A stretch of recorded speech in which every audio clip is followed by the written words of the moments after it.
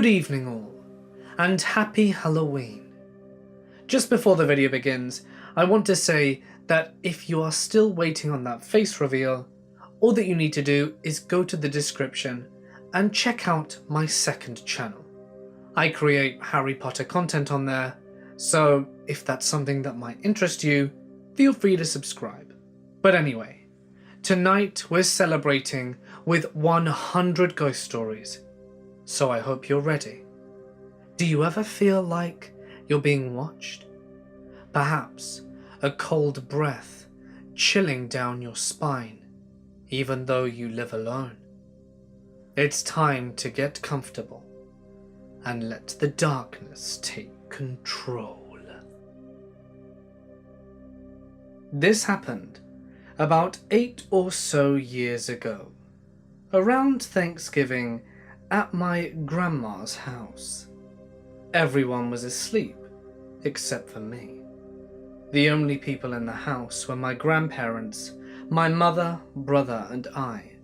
No one else. I was on the computer because I couldn't sleep. I turned on a small TV to watch Adult Swim while I browsed the internet. At around 4:30, I started getting a chill up my spine, and I heard some children laughing, distinctly the voices of a little boy and girl. I know I'm all by myself, as far as being awake, so I turn and look at the TV, and it was in the middle of an Inuyasha fight sequence, so there was no way the laughter was coming from that. I checked the computer sound settings, and everything was muted, so it wasn't that either. I sat there confused for a few moments, while the giggles of the children were playing in the background. I figured maybe the radio in the kitchen was on. It was digital, so maybe it came on for some reason, or perhaps it had a timer. I got up, and I kid you not, as I was walking to the door, with each step, the laughter grew louder, from giggling to guffaws to hard laughter. Once the guffaws started, I started to hear a baby cry as well. What's going through my mind is, what kind of radio show is this? And I just took 3 steps, nowhere near the door. I took a few more steps, and the laughter turned hysterical, if not maniacal. The baby's cries turned to screams and wails, as if it were in pain, and I was trembling and terrified from each step I took to the doorway. But my mind was on autopilot. I needed to get out of there and cross the hall to my mum, who would surely help me and notice the weird sounds too. The last couple of steps increased the laughter and crying to an almost deafening decibel. It was like I was at a concert, and the speakers were directly in my ears, blasting noise. It was painful and scared the shit out of me. I took all the courage I had, and as soon as I reached the doorway, I was going to sprint. I started to run, but then something shoved me, and I felt these hands at my chest push me back into the room, with enough force to throw me off balance. The crying and the laughter stopped as soon as I was back in the room. All of this happened within 20 to 30 seconds, but it felt more like 10 minutes. I was so scared. I cried and slept in the tiny armchair before my grandma came into the room and made me sleep in her bed downstairs. I am the youngest of 2 older brothers.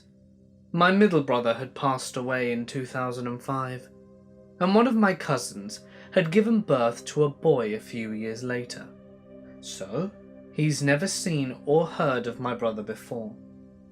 Fast forward a few years, when the boy is old enough to talk, around about 5. I guess my aunt was telling my mum that her son has an imaginary friend that he's been talking to, called Michael. Now both my aunt and mother play it off as kids will be kids sort of thing. That was until my aunt began explaining this imaginary friend and how it had some coincidental things that directly related to my brother. First, this Michael would wake up the boy at night, wanting to play basketball. Kid didn't mind because he liked basketball too, but it was in the middle of the night.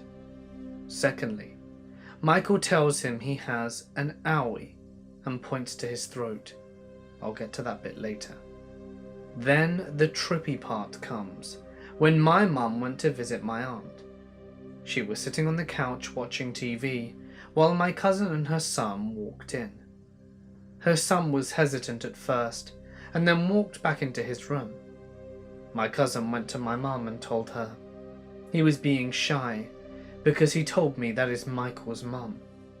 I was then told if you show a photo of my brother, he points to it and says, "That's Michael." Even when I went to their house, the boy did the same thing. And this time, the cousin said that he whispered to me saying that's Michael's brother. Here's the kicker. My brother's name is Travis Michael. He liked to play basketball in high school, and he died from a freak accident at the San Luis Obispo sand dunes while riding an ATV. It shattered his Adam's apple and basically suffocated. My parents have both passed away. Their wishes were to be cremated, the ashes put in a nice box and to be set on our wine rack. The wine rack has 3 shelves, and I was instructed to keep one shelf between the boxes. Well, my dad passed away in 2011, and my mother in 2015. It took me a few weeks to find a box to put my mum in. In that time, I kept her ashes in the same room, but a few feet away from the wine rack. Apparently, someone wasn't happy about this. Outside, we had a doorbell, and every single night at 3 a.m, it would begin ringing and wake me up. I took the button portion inside so nobody could push it, and still, it would ring at 3 a.m. I took the batteries out, and it still rang at the same time. I broke the whole thing apart, and it still rang. Our phone began to call itself and displayed my mother's name on the caller ID, even though the bill was in my name. My dad's guitars hung on the wall next to his wine rack, and the strings started breaking, one every few days. All of this stopped as soon as I got my mum a box and put her in there in the correct spot. None of this has happened since, and I have zero intention of moving these boxes, and if I ever were to find a new house, they would be transported together, with something acting as a divider between the two. A girl I knew for a few years and was very good friends with passed away in a car accident. A few days later, I have a dream that she is standing in the center of the road, and I am barreling towards her. I run into her, but then she appeared in the seat beside me. She forces my head towards her abdomen, where her stomach would be. There is a large mouth. The teeth are made of broken glass and sharp metal, and she keeps saying, "Shh." I wake up from the dream, and I'm still hearing, "Shh." I look at the foot of my bed, and she is standing in my room. She walks through my door and into the hallway. I open the door and follow her. She walks down the hallway and vanishes through the front door of the house. I didn't realize at the time, but my dad was on the couch, and he asked me if I was okay, and asked if the flickering lights are what woke me up. He didn't see her, and I never noticed the lights flickering. I have a lot of stories. The first one I'm going to share is from when I went to a field trip. So I grew up in Northern Virginia, and we had plenty of battlefields and such to visit for school field trips. In 5th grade, my class went to the Belle Grove plantation, which was at Cedar Creek battlefield. Cool house, still has damage to her columns from gunfire from the battle. Anywho, my class was in the kitchen of the plantation, listening to the tall lady talk about whatever it is you tell a bunch of 10-year-olds about plantation life. There are these big double doors on each side of the room, and they are open. And then we hear a humming coming from outside. The teacher's aide, who I'll call Bulldog because she looked like one, told us that whoever was humming to knock it off. But that's the thing. It wasn't any of us, and it was coming from outside. Bulldog goes out the kitchen and comes back in and goes out to the side that leads to the garden. She comes back in and says to the tall lady that no one is out there, but she could hear the humming right there in the garden. Doesn't sound like much, right? Well, fast forward a few years, and I'm reading a book entitled The Ghosts of Virginia, and there's a story about Belle Grove in it. Apparently the lady of the house was found in the smokehouse one day, badly beaten, half in the embers, with clear fist imprints on her face. She died just a few days later. A slave girl was accused of beating and murdering and was hanged for it. And the lady of the house liked to walk in the garden and was known to hum often. And various people over the years were witnesses, I guess you could say, to the ethereal humming that would just take place in the garden.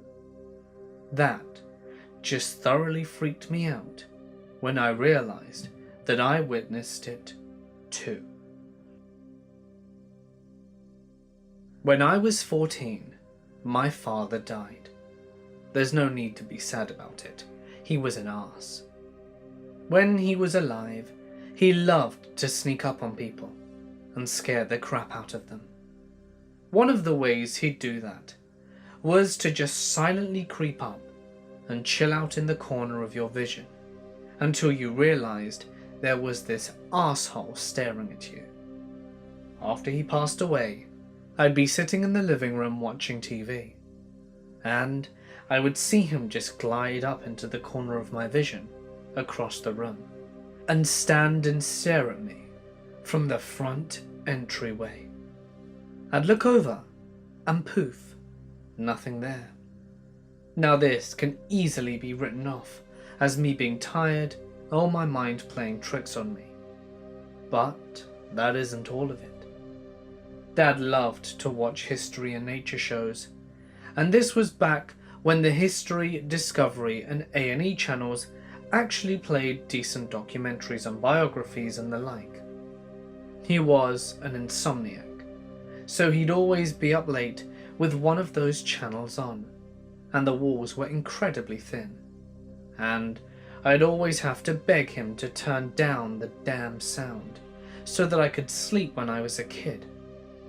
After he died, for a few months, at least once a week, I'd be in bed, and all of a sudden, hear the TV in the living room, and it would be a documentary on ants, or a biography of Churchill, and other things.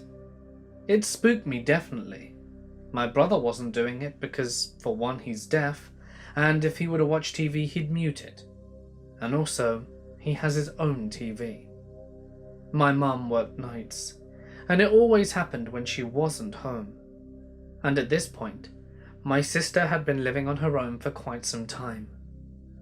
I'd get up to see what happened. Maybe the cat had turned the TV on. Yeah, but no. Max the tuxedo was usually in bed with me, or outside, and I'd be able to hear the TV drone on about worker ants as I made my way down the hall, through the kitchen and dining room to the front entryway. and once I'd get to the spot where I could see the living room and the TV, all noise would cease. It would be dead silent. So quiet, in fact, you'd probably hear a spider fart. But wait, there's more. After he passed, the locked, chained, and deadbolted front door would open all the time on its own to let the cat in. This once happened in front of everyone at different points over the winter, after our dear old dad had kicked the bucket. But the thing that really got me is what I'm about to tell you. I was down in the basement one night watching TV. My mum was home and in the living room. Whenever she needed me, she'd stomp on the floor to get my attention. And that night, she stomped something furious. I raced upstairs, and she's sitting in a chair with a wooden TV tray table in front of her. On the table was a styrofoam cup, and it was shaking violently. There were no open windows, there were no fans. I picked up the cup and checked it for wires or strings. Absolutely nothing was attached to it. No way it could have moved by itself. I put it back on the table, and it would shake again. My mother, of course, is saying that it had to be my dad, and nothing else. The creepy visions, the cats coming through the bolted and chained front door, and the documentaries about ants being heard at all hours of the night freaked me out as much as that damn cup. I know my mum wasn't doing it. I checked and double-checked. The table was perfectly flat on the floor. It didn't wobble, and there was no way to make the cup move, and not the table itself, you know? Now my mum kept saying it had to be my dad. He was a trickster. So I just shouted out, "If that's you, Dad, knock it off." And it stopped. I didn't even finish saying it, and the cup had just stopped shaking. After the cup incident, the cat had to wait for a real-life human to open the door for him. I heard no more documentaries in the middle of the night, and I didn't even see my dad creep up in the corner of my vision and stare at me. When I was 16, I started dating this guy, Joe, and he and his friends liked to do the whole ghost hunting thing in abandoned properties. This was back before shows like Ghost Hunters made it to mainstream culture. There was one that they were very fond of, on a road not too far away from where we lived. When we talked about the house, we'd just call it by the name of the road it was on. But, in the interest of trying to keep some anonymity, I'll keep that information to myself. So, I'd only been dating Joe for a few weeks, and one weekend, he and I, along with 2 other friends, decided to mosey over to this house and check it out. Now, the story that everyone believed about this house was that this guy snapped one day, killed his brother in the barn, and then took an axe and went through the house and killed his wife and children. Inside the house on the 2nd floor, some walls did appear to have been chopped off with an axe. It's unclear why he did this. Some say his wife and brother were having an affair, and that the kids were not really his. And just to get this out of the way, I did try and find the history of the place, but I never found anything to prove that any of it happened. But it's history.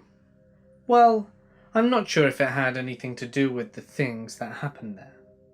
So anyway, we go, we hang out and dick around and check the place out. Nothing happens. Boring, I know. But that night, long after I left, I dreamt that I was in the barn of the property. Our friend Anthony was with me, and there was this guy standing in front of me, telling me I could ask him any questions I wanted and take pictures, but Anthony kept getting in the way and asking stupid shit. All I got from that dream was that this guy said he was a ghost. He liked to haunt the barn, and he was wearing a plaid flannel shirt with overalls, wearing a type of baseball hat, and he only had one arm. The next day when I see Joe, I tell him about it and describe what the ghost was wearing, and then Joe looks at me pretty hard and asks me if the ghost was missing an arm. What? Yeah, he was, Joe. How did you know? Joe says that his sister would see a man exactly as I described and missing an arm at night, hanging out in the hallway of their house when she was a kid, talking to a couple of other men. Apparently Jolene would get up to use the bathroom at night, see these guys standing at the end of the hallway, and they'd be gone by the time she got to the bathroom. I hadn't met Jolene yet at this point, and years later, when she and I got talking one day, I asked her about it, and she confirmed that she used to see an armless man all the time as a kid. But wait, it gets a little bit weirder. Joe and I had another friend, Tina. Tina had a little boy, and they lived with her parents in another town, but also somewhat close to the plantation and axe murderer house. Her little boy would say there was a man in the basement of their house that kept talking to him. One day, he draws this guy. Guess what he drew?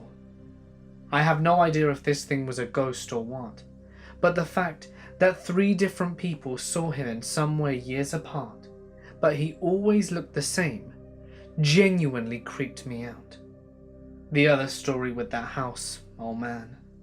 One night, total spur of the moment decision, we decide to head up to the house, because, for one, we'd had enough people to cover all areas of the house and barn, and 2, one of us had a van, so we could take just one vehicle. We'd never had that many go at once, because, well, when you do things like that, it's best not to have 4 cars parked at an abandoned house's driveway. So there were 8 of us at the time, 2 in the barn, 2 in the basement, 2 for the first floor, and 2 for the second floor, and 2 for the attic. At this point, I'd been to the house numerous times. I've been through the whole thing and know it as well as my own house, and I was not on drugs and had had nothing to drink. So Joe and I, we end up as the 2 who get to hang out on the second floor. Except, there's something I'd never seen before. This is going to sound so stupid, but I swear it's true. There was a bathroom there that had never been there before. I shit you not. I'd never seen this bathroom before, and it connected between 2 bedrooms. It was big, with a giant claw-footed tub, and it would be really hard to miss, you know? It freaked me the hell out, and everyone agreed that we'd hang on our assigned floor for at least 20 minutes, and Joe made us spend time in that bathroom. I was seriously wondering if it would fade out of existence with me in it. It didn't, thank God. But I went back there one last time to the house. I went in with friends that time, and not Joe. We went through the house again, and I kid you not, that bathroom was gone. I went through every doorway and every hole in the wall, and double-checked all closets, and that room was just gone, like it had never been there. I still don't know how to explain that. I really wish I had been drunk or high that night, but I simply wasn't. This is one of my grandma's stories that she used to tell of her aunts. They lived in Laos during the Secret War. Her aunt started talking with one of the American soldiers, and he started learning basic Hmong. After some time though, he stopped showing up. The basic consensus was that he was dead, but she kept waiting for him. Once things got bad and the bombs started dropping, they fled to the caves for shelter. One night as everyone is sleeping, she hears a familiar voice. It's the soldier. He's mumbling in a very broken Hmong, "I'm back for you," over and over again. Her eyes are still closed, until she feels something reach out and grab her shoulder, and slowly move down to her hand. When she reaches her hand, She said it wasn't a human hand at all, but a large animal paw. She briefly opened her eyes to see a dark figure, clearly not human, standing over her. Then she heard her aunt get up. Something was said, but she couldn't make out what it was. The figure then left, and my aunt followed. This was the middle of the night, mind you. The aunt was never seen again. The story is the dead soldier came back to take her with him, or something else imitated him in order to take her. I grew up in a mobile home. When I was very little, maybe 8, I made a friend that lived in the floor. His name was Adam, and he was my best friend for all that year. He wasn't there every day, and he was only there certain times of the day, usually right as I would get home from school. Adam always asked me how I was and what I did that day. Sometimes he would ask me to go to different places in the house so that he could hear me better, as it was usually in the bathroom. I would sit in the tub and talk to him. My brother could hear him too, but he lived with my grandparents and wasn't over often. Dad, I don't think, heard him, but Adam never talked when he was around. He wanted me to go outside a lot, and sometimes I did, but I never met Adam or saw him. Then one day, Adam just stopped talking, and I never heard from him again. I'm not sure if it was a ghost or spirit of some kind. I hope it was. That'd be easier to swallow the truth that there was someone under my goddamn house, which is impossible because it's all cement with no crawl spaces. My mum found an old picture with me, with one of my late uncles. She asked me if I remembered him. He passed away when I was really young, so I unfortunately didn't remember much of him. She told me that he used to take care of me while both my parents were at work, so we had gotten really close.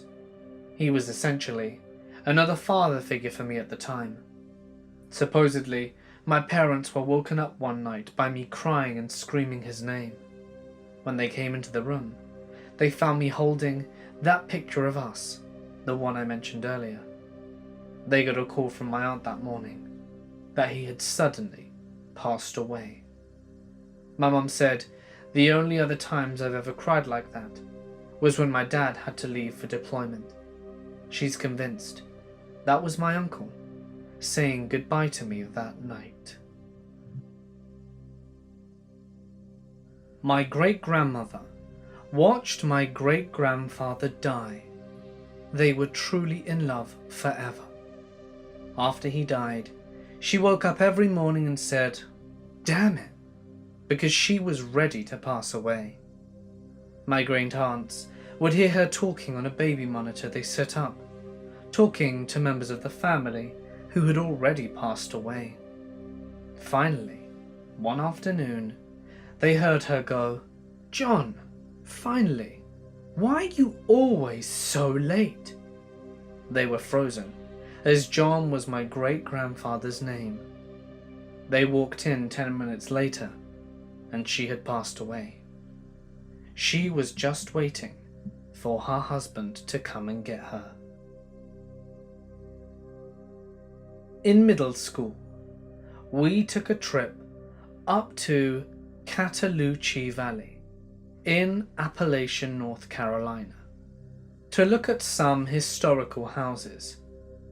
We ate lunch across the river from Caldwell House, and a friend and I, Robert, finished early and walked across the bridge to check out the house. At the time, the house had not been refurbished, so there was a bunch of shit carved into the walls on the second floor. Since it was early winter in the mountains, there weren't many sounds. So Robert and I started walking on the creaky hardwood floors, and that was the only sound in the house. We were reading names, messages, declarations of love and confessions off the walls, and laughing when both of us stopped moving and talking at the same time, and just stood quiet and listened as quiet and stilly as we could for something that we had both heard. After about half a minute, we laughed it off, figuring it was an animal. We were pretty spooked though, so we decided to leave the house, and we walked out of the room we were in, and wham! Our friend John slams his fists into the wall around the corner to scare us. Richard and I yelled at him for freaking out, and we were all laughing it off. John said that our teacher sent him to tell us that the class would be leaving in 5 minutes, and to head back before then. We said okay. John left, and knowing that it was him that we heard earlier, Richard and I went across the hall to the other upstairs room. A minute or two after we were in there, Richard noticed that there were carvings on the back of the door, so he closed it, and we were reading those when, wham, another slam, this time on the door. We jumped, stood there for a second, and then laughed before opening the door and headed back downstairs, figuring it was John coming to get us. We walked out of the front doorway of the house, and I saw John. He was across the river, and it had been maybe 30 seconds since the door had been hit, and there was no way he could have run down those stairs and across the yard and across the bridge. I pointed this out to Richard, and we ran as fast as we could and managed to get to the class. I've never been more afraid in my life. A few years later, my mother, who works in the medical field, was treating a woman in her late 90s or early hundreds who grew up in that house.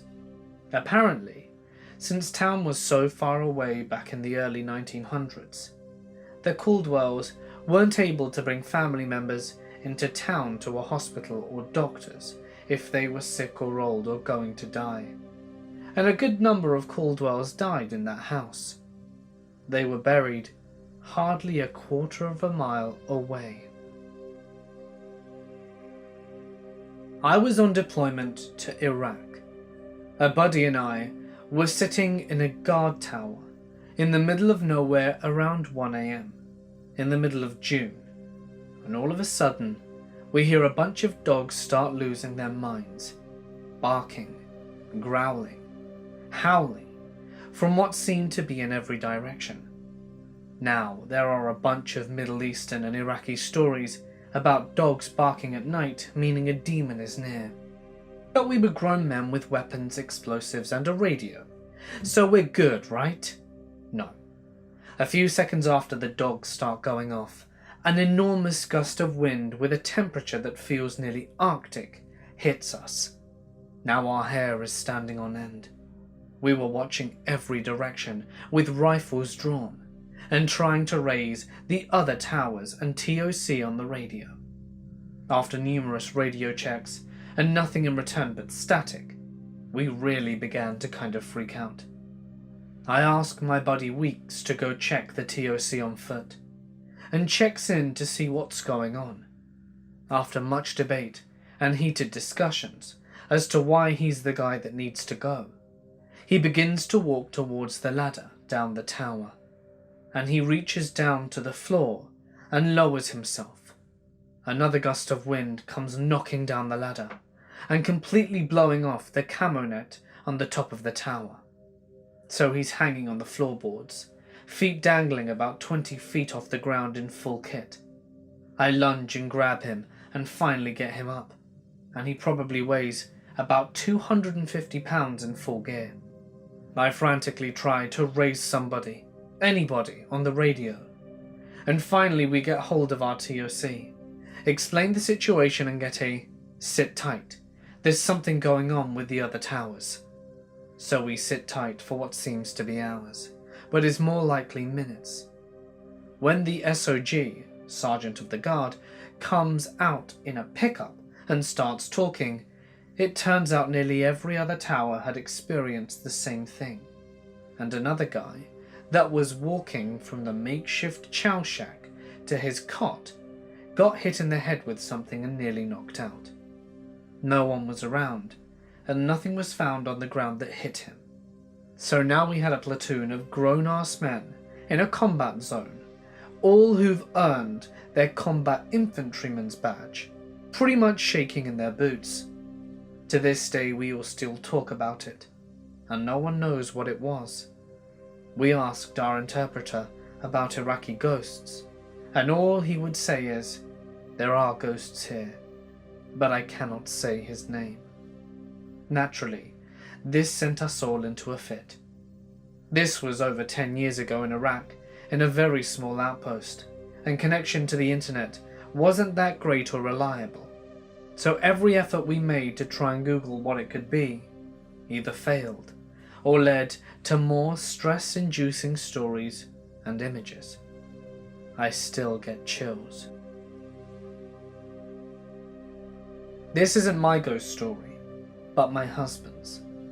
We lived in a rural town. There is a haunted hotel in the neighbouring town, the Thomas House. We were closing on our house, and he flew into town to handle the closing. He checked into the Thomas House. My husband knew that it was supposed to be haunted, but he does not believe in ghosts. My opinion is not important. The ghost hunters had just been there. They did not see the reputed ghost, but the episode made for scary TV. It was Christmas. The home was decorated with antique and country Christmas delights, and the clown room, yes, the clown room, was in its full holiday splendor. Walking into his room, he passed a little girl in the hallway. She passed by without saying anything. He said, "Hi." The little girl then went into the doll room. He described her as being special needs, just his impression. He didn't see any guests during his visit. Only the family who owned the hotel was there. 1 year later, I went into my new hairdresser's salon. She was a lovely local girl and had lived there for all her young life. And she knew the family, and we were talking about the hotel. When I told her about his visit and mentioned the little girl, she turned white. She then turned to the other stylist and said, "Did you hear that? There is no little girl living in that hotel. The family is now older, and all the children are grown up. The little girl that Paul saw was the ghost. She plays in the doll room, loves the clown room, and only appears to some people. Paul is the only person that does not believe he actually saw a ghost." There is a place called Meadowbrook Manor in Rochester Hills, Michigan, my hometown. It's on the campus of Oakland University, and it was owned by the Dodge family, and quite a few people have died there, including young. My buddy worked there for years, and my wife hosts events there.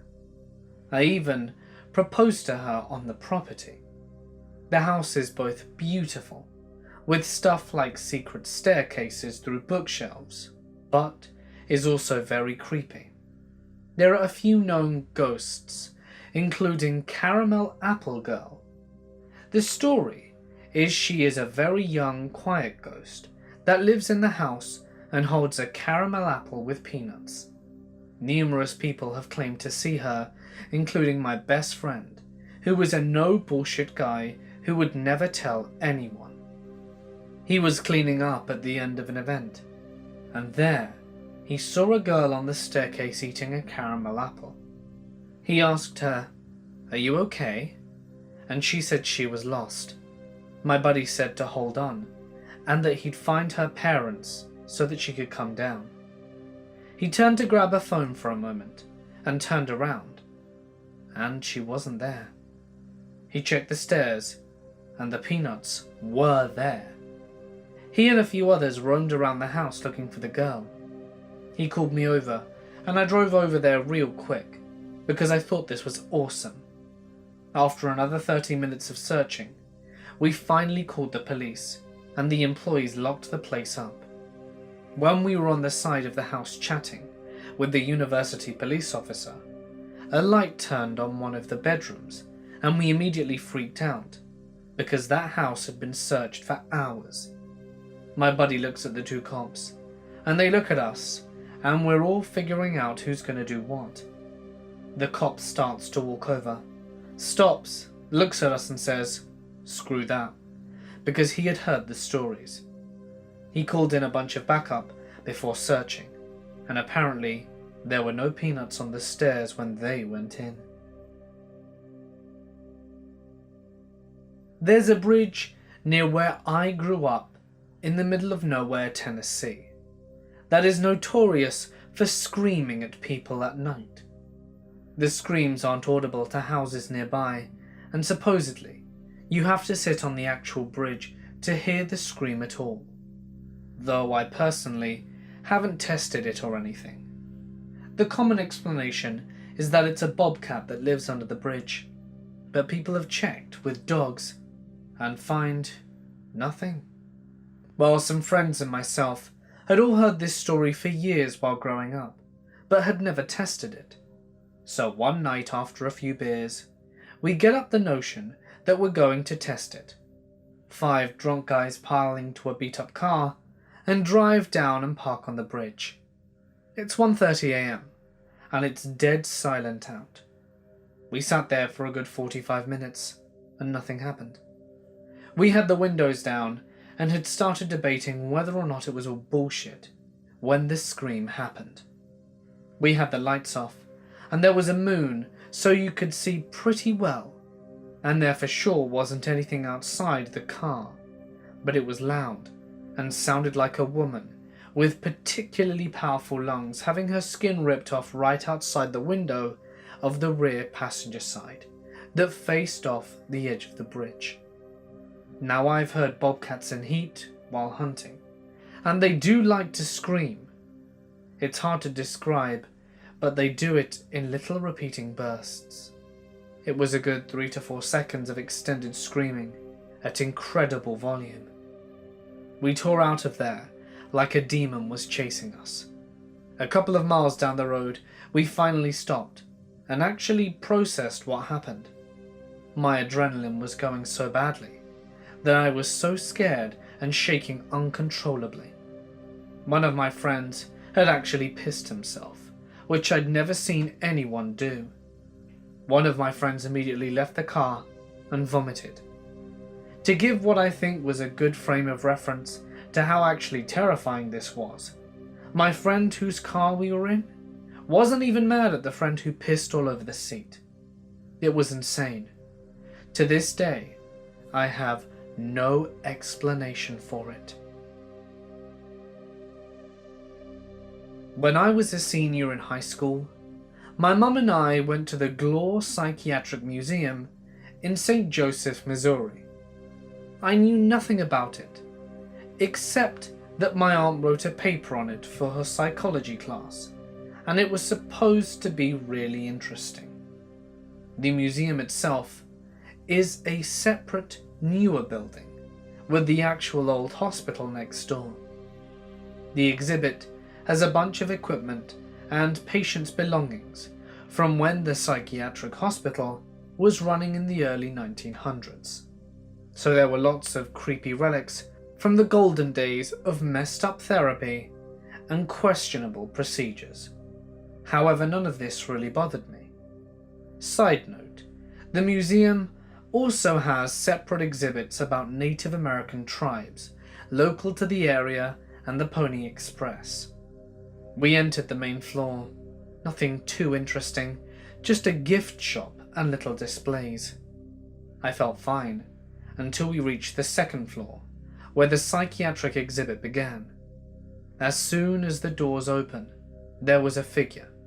In my mind's eye, I didn't physically see the figure, and it kind of looked like a Death Eater from Harry Potter, only not big and without a head. It followed us around the floor, through the psychiatric exhibit, and eventually stopped.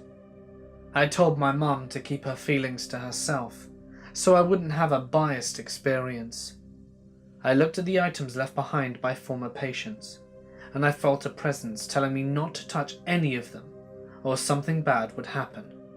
Finally, we made it to the Native American exhibit, and the figure was there again. It followed us, but stayed maybe 20 feet behind, stopping when we'd stopped. We took the elevator to the morgue area in the basement.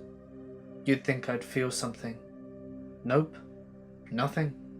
Finally, we went to the main floor and left. When we got home, I mentioned to my mom it felt like something was following us. She agreed and said she saw it too. I decided to do a test. I had us face away from each other and draw what we thought it looked like. Turns out, we drew the exact same thing. After that, I emailed the museum and told them what I experienced.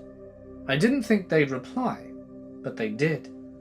They told me what I experienced was actually a very common occurrence among their ghosts and staff, and they've all allowed investigations from time to time.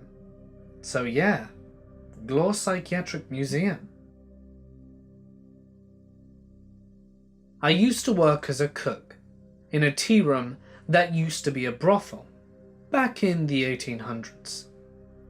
We had the dining area and a little gift shop that sold different kinds of pottery and silverware.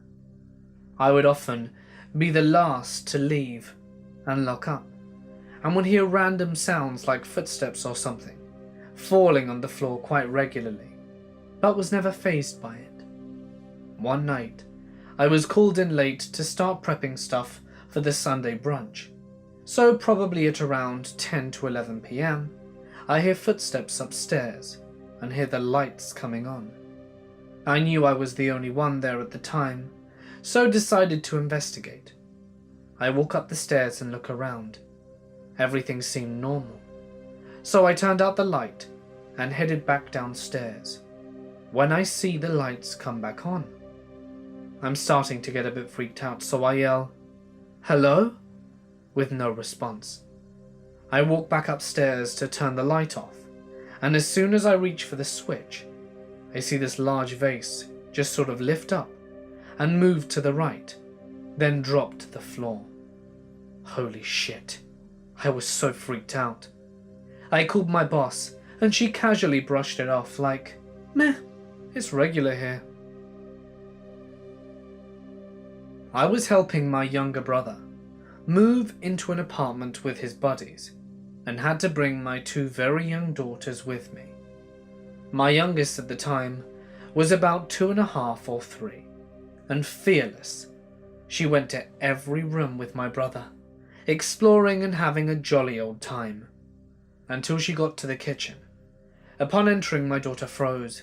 Her eyes were huge and fearful, and within 10 seconds, she was screaming bloody murder and running for me as fast as she could, mumbling about the lady in the kitchen. My brother and I tried laughing it off, redirecting her and taking her mind off it, but my normally calm kid was hysterical and we had to leave. She told me in bed that night the lady had red eyes and was so scary. If you know my daughter, you'd understand how unlike this it is. She was 100% convinced that she saw a lady just standing in the kitchen, and still to this day, 7 years later, she swears that she did. I don't believe in ghosts or what have you, but her reaction seriously made me question that. My brother also experienced some wacky stuff while living there. I remember that they'd hear noises, people walking around, and I think someone felt a ring tapping them awake one night. It's certainly fairly creepy.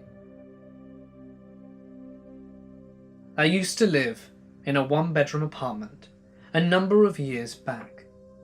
One night, I came home roughly at 2:30 in the morning and was exhausted, so I decided to go straight for bed. As I laid in bed trying to get comfortable enough to fall asleep, I heard a rather loud noise coming from the living room, kind of like what would happen if someone jumped off the couch and landed on the floor. I lived in an apartment building on the top floor, so I know it wasn't coming from below me. On edge now, I continued to lay there, listening for any further noise. Suddenly, whatever created the sound in the living room made a thundering dash towards my room. It didn't sound like a person running, more like something four-legged. It was inhumanly fast, and the noise was deafeningly loud, until whatever it was stopped on a dime, which I assumed was about a foot away from my face. I refused to open my eyes, just on the off chance that something was there. The sound ceased, but there was an incredible feeling of dread and darkness that radiated throughout my room for approximately 5 minutes. But then it simply disappeared, instantly, and the area of the room returned to normal. It never happened again the entire time I lived there, but was certainly a wild experience. For a couple of years in high school, I worked at a donut shop in town. Old type place. They make the donuts fresh every night. All the workers there would talk about how the place was haunted by a former baker. Big burly guy who eventually just slept in his carpet back. My shift would start right before the restaurant/front closed, and before the bakers came in for the night. I'd be alone in the shop, the back where the baking would get done, and it would get absolutely disgusting. Jam and glaze all over the floor to the point I'd sweep up and have to scrape the floor with a paint scraper attached to a stick. I was an extremely lazy person, and figured out I could just duct tape cardboard over the really bad areas and make my job way easier. No more jam floors. Well, problem with that was that basically cut my shift in half. So I'd spend the time I'd normally be scraping off the jam off the floor at the front counter. One day, I'm sitting there stealing time from the suite owners, and I see some movement out in the corner of my eye. Looked like someone wearing a flannel, walking back from the front of the shop, then turning and running into the back again. I thought I'd just been caught milking the clock by the owner. I never heard any noise of anyone coming in, so I go to the back to check and face who caught me. No one's there. I know I saw someone. I walked upstairs to the offices, which I had never been into before. No one. I later asked what the ghost wore when he was alive. Always flannel. So I worked in a haunted daycare. My personal story happened while I worked with the 9 to 18-month babies. At nap time, they all sleep in their own cribs, and the teachers all huddle in the furthest corner so the kids will stay asleep. One day, all the kids were asleep, which is a feat in itself. So I'm sitting facing the room at large, talking to my co-worker. As I'm checking the room, a ball that was left out rolled across the floor, just straight up moved 4 feet across the floor. It didn't start anywhere near a baby, and even if it had, they were all asleep. The ball was slightly deflated, and it even sounded like someone tried to grab it. That sound of fingers trying to find purchase on rubber. Now normally I'd attribute this to a trick of the light, or the AC kicking on. But my co-worker, who had been looking at me, turned her head at the sound and said, "What was that?" I told her what I'd seen. We had a nervous chuckle, and we asked the ghost to kindly not wake any of the kids. Other co-workers had felt taps when no one is behind them. We've seen things move on their own, and one even saw something too tall and abstract to be a kid run down the hallways, only to disappear. I've had a few experiences that I can't explain at my current house. When my family and I moved in, I was around 7 years old, and I'm 20 now. I don't remember how soon after we moved in this happened, but I was laying in bed one night, just about to fully fall asleep, when I shit you not, something grabbed me by the ankles and pulled me a few inches down the bed. I didn't fall off the bed, but I sure as shit did not sleep that night. Another time, I probably would have been 13 to 14. I was playing Battlefield and fell asleep while the game was still going, and woke up at around 1 AM. Turned around to get my bearings, and in the kitchen doorway, about 20 feet from me, there was a tall dark shadow. Not a transparent figure. It was solid as night itself, standing tall, so tall in fact, its head was crooked against the ceiling at a 90-degree angle. I froze for a moment and inspected it, making sure it was there, and it was. I stood up, with the TV and Xbox still on, to provide some semblance of light in the room, so that I could turn on the stairway lights that led up to my room. When I went to turn off the Xbox, I looked back to see if it was still there. It was not. This one is a little more dismissible, if you so choose to dismiss it. But shortly after the last thing, I also was given a dream/nightmare/scarring experience by one of the spirits or whatever you want to call them in my house. I was on Reddit, and on the front page, so I was looking through links that I thought were funny. I clicked a link that had a picture of a girl. I clicked the picture and immediately felt a knot in my stomach, and saw that the thumbnail with the picture had changed to something entirely different, like a dog. I clicked the link below it in hopes that it would be normal, but I was wrong. My screen blacked out, and just that picture opened on the screen. The words, "Daddy no," in bright red text started typing themselves on the screen. Quickly, and aiming to fill my screen before it could, I woke up. On another occasion, I had a friend over, one with the connection to the occult, and they had their own experience.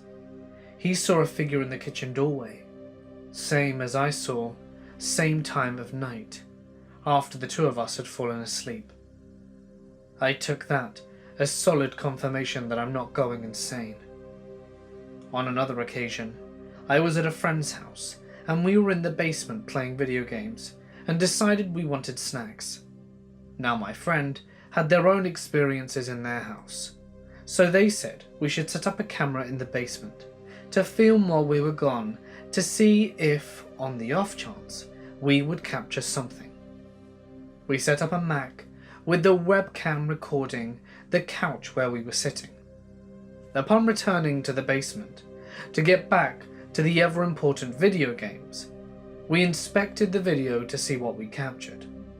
The video played for a minute or so before we both heard a voice at the exact same time saying, "Make it quick." Nothing was disturbed from the spot in the basement, as far as we could tell, so we didn't know what the thing had done so quickly, but rest assured, we had no plans to stay there that evening. With the amount of experiences I've had myself, I am either crazy to some degree or right to some degree, but these accounts are all true, at least for me. My good friend shared this story with me, and I've never been able to shake it or retell it as well as him. He is about 40 and divorced. Back when he was married with a 1-year-old daughter, him and his wife bought a house and moved in. It was apparently an old house that needed some fixing up, but they got a good deal and were ready for the work. After a week or so, he notices a life-size doll in the corner of the nursery, where his daughter sleeps. It creeps him out, because he's a normal human being, so he turns it around to face the corner, so it isn't staring at him. After putting the kid to bed, he goes downstairs and asks his wife about it. "Where did we get that doll?" She looks at him and says, "I don't remember.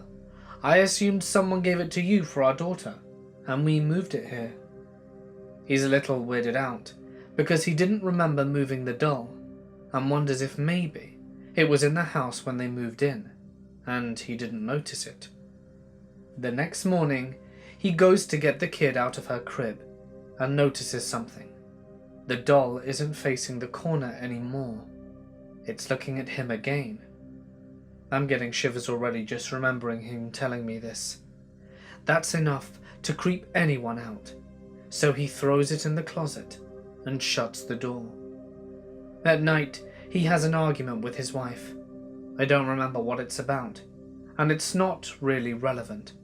But the point is, they were getting into it a bit. They were loud and focused enough that they didn't notice their daughter crying upstairs. At a lull in the argument, his wife hears her. At a lull in the argument, his wife hears her and says she's going to check on her. But he just tells her she'll be fine. Let's hash this out.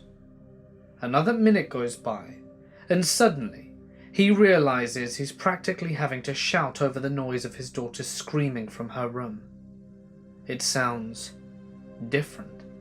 It's not a normal cry. He glances at his wife and quickly starts up the stairs. What he saw when he opened the door literally makes my eyes water with fear when I think about it. The closet door is open.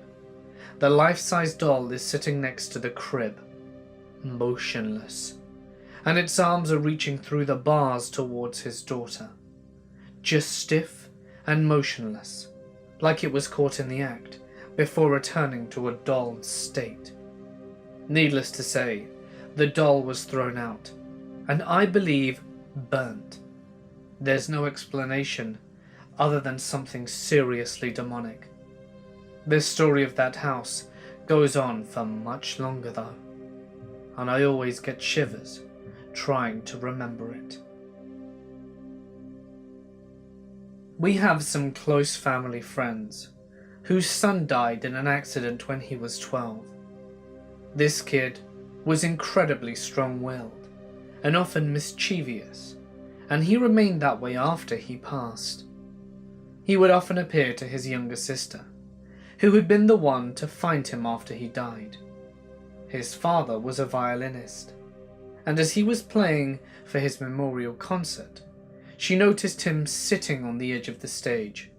He then stood up, walked up to his dad, and plucked his violin string and broke it in the middle of the concert. The kid loved airsoft guns, and as a reminder that he was around, he would often leave airsoft pellets around the house for the family to find. You could wipe a counter clean, turn around, and find a small pyramid of pellets on the counter when you looked again.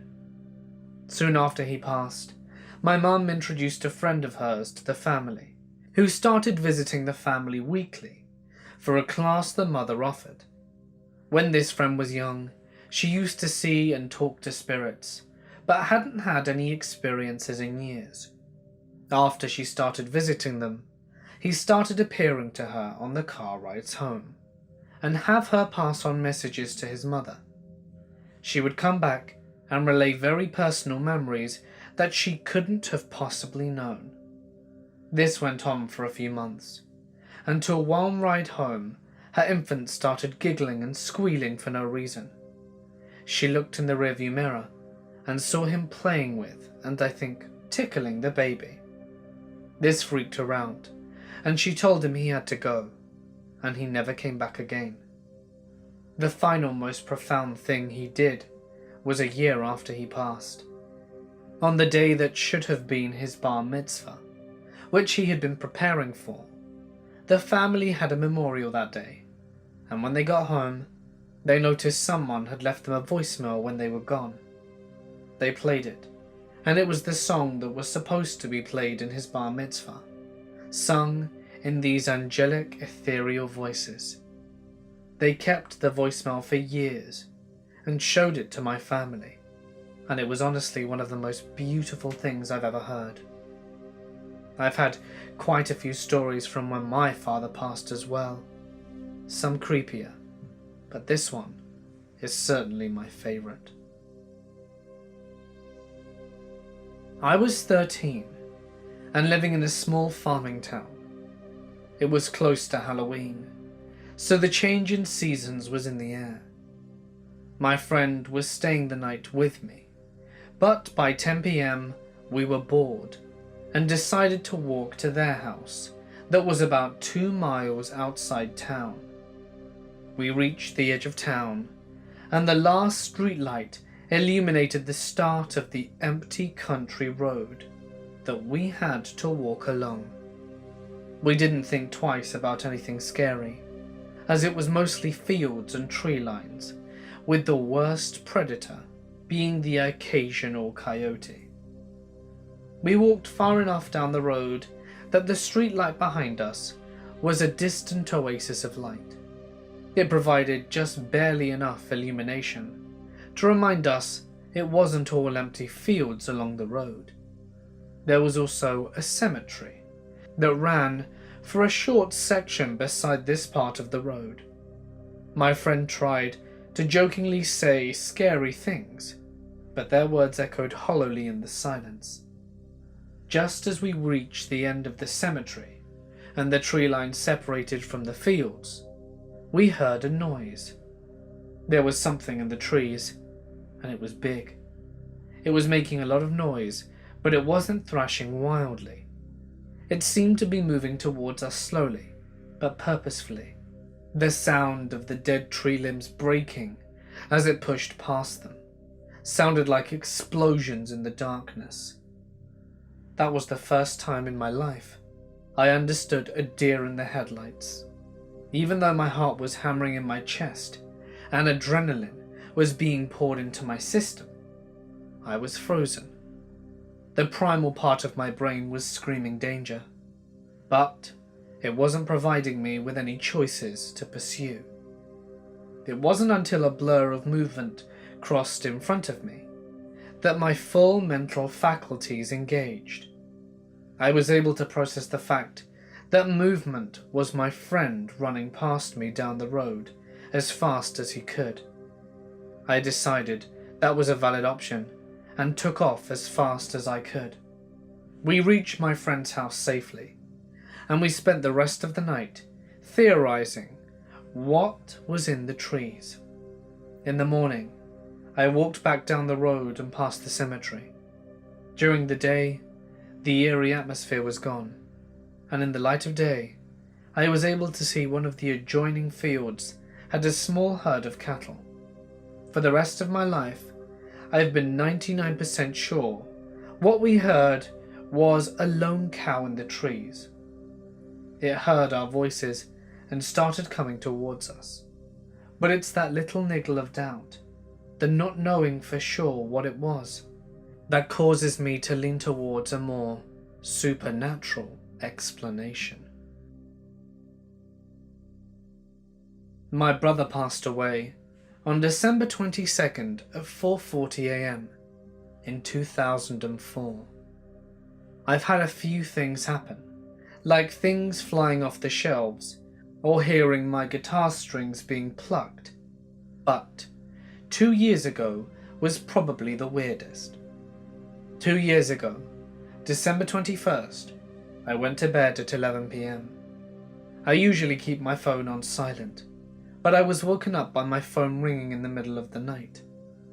I saw a number I did not recognize, and normally I answer anyway, but something felt off, and I just couldn't. I couldn't explain the feeling, but I just felt like I shouldn't answer. The phone number left a voicemail, but I couldn't make anything out. I also noticed that they called the number on December 22nd at exactly 4:40 a.m. I tried to call them back in the morning, but when I called it said the number had been disconnected and could no longer be reached. I tried to look up the number everywhere and found nothing. I spent a year living in an overseas haunted dorm in Texas that had once been an orphanage. Over that year, I had many paranormal experiences, but most weren't scary. Two, however, were. To start though, I'll tell you about my first 2 nights there. The first night, I had come back after dinner with former co-workers. I had spent my day moving, and with going out for dinner. I didn't have much time to unpack anything more than my bedding before calling it a night. That night, I had a dream that a boy between the ages of 10 and 12 came bounding through the front bedroom doors of my apartment and into the bed where I slept, as though he was saying hi. The bedroom door was right inside the apartment's front door, so from my bed, I could see out into the hallway, where an adult male stood. I couldn't make out any features, just more of an impression of him. He stood back, arms crossed, watching. Weird dream, but just that, a dream.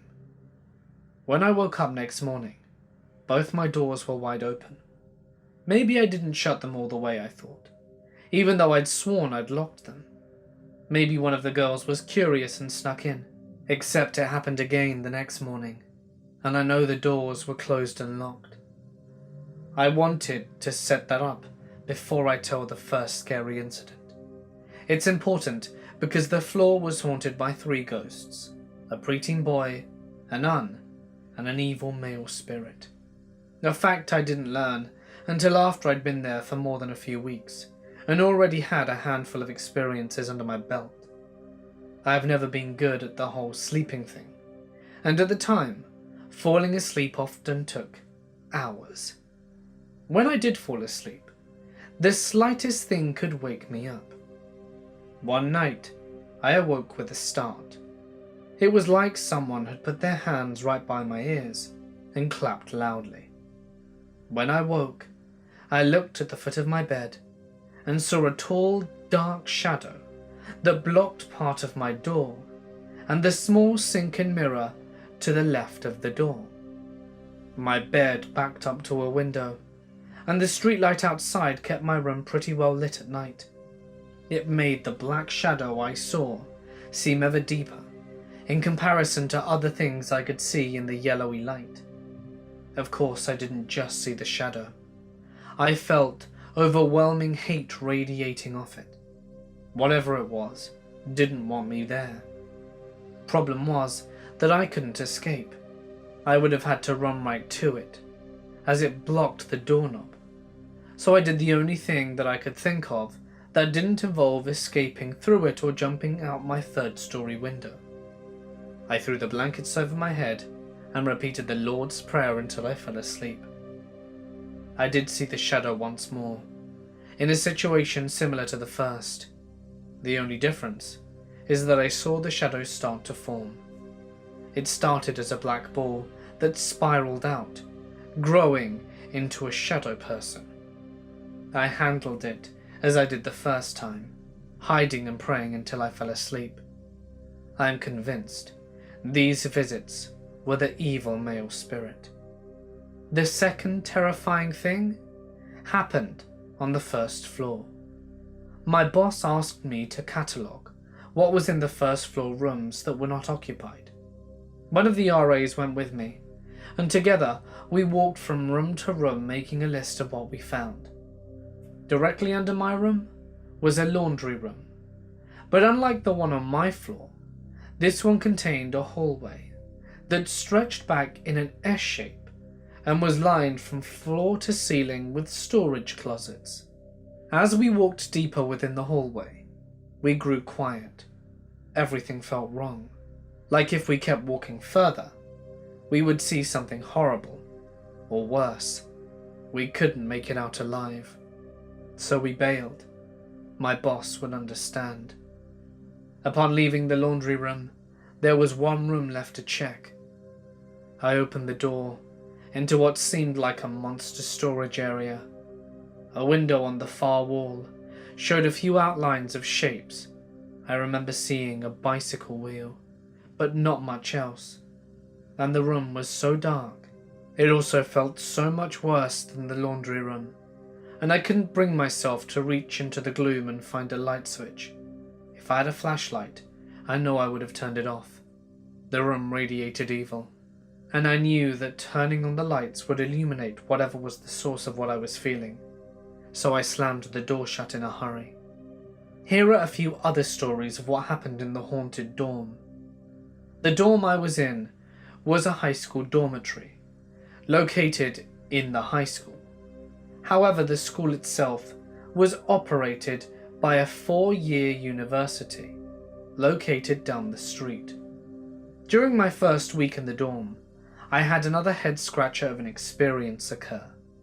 My first day of work, I went down to the university campus to meet others in my department, to make a campus tour and all the usual first day activities. At 3, I headed back to my floor to welcome the girls home from school in an effort to start getting to know them. One by one, the girls walked in and headed towards their rooms. One by one, they returned, reporting that their bedroom doors were locked. I was the only person on the floor who had keys into their room. Not even the cleaning people had keys, and everyone, including the girls, would leave their doors unlocked unless they were inside their room. The girls hadn't locked their doors, and the cleaning staff hadn't locked their doors either. In fact, the cleaning people never entered the students' rooms unless they had private bathrooms, which only 2 of the girls, both seniors, did. And I sure hadn't locked the doors. The next day the situation happened again, and yes, I thought it was strange at first that 2 incidences both happened 2 days in a row. The following Friday, I found myself as the only staff member on the floor, as my RAs had gone out for the evening. The hallway was L-shaped, and I was sitting right at the corner, telling some of the students about the weird things I had experienced. As I recounted what had happened, the door of an unoccupied room began shaking, as though someone were trapped inside and demanded to be let out. One of the students beside me screamed and scrambled into my lap as she tried to run away. I was scared as well. I began laughing nervously, and the student screamed at me, asking why I was laughing. Well, it was either laugh, run, or scream into the night, and I didn't have anywhere to run. As the semester went on, and the students got to know me better, they all began to call me Mum. It was very common for them to come to my room, and I would keep my door open whenever I was up and around, and call Mum to get my attention. After the students had gone to bed for the night, I would hear one of them call out Mum. Each time it was a different girl. When it happened, I would stick my head out, but no one would be there. Plus, with the building being nearly a century old, you could hear as someone went running away, or as their door opened or closed, and I never heard anything beyond the word Mum. In November, I began hearing flicking of metal blinds that hung in the living room. Each night, I'd hear ping, ping, ping until I fell asleep. One night, I had been asleep, but I had clearly grown tired of the sound, and I awoke screaming, "For the love of God, stop it!" and I never heard the sound again. In December, one of the students was packing up her room, as she was moving back to study in her native country of Mexico.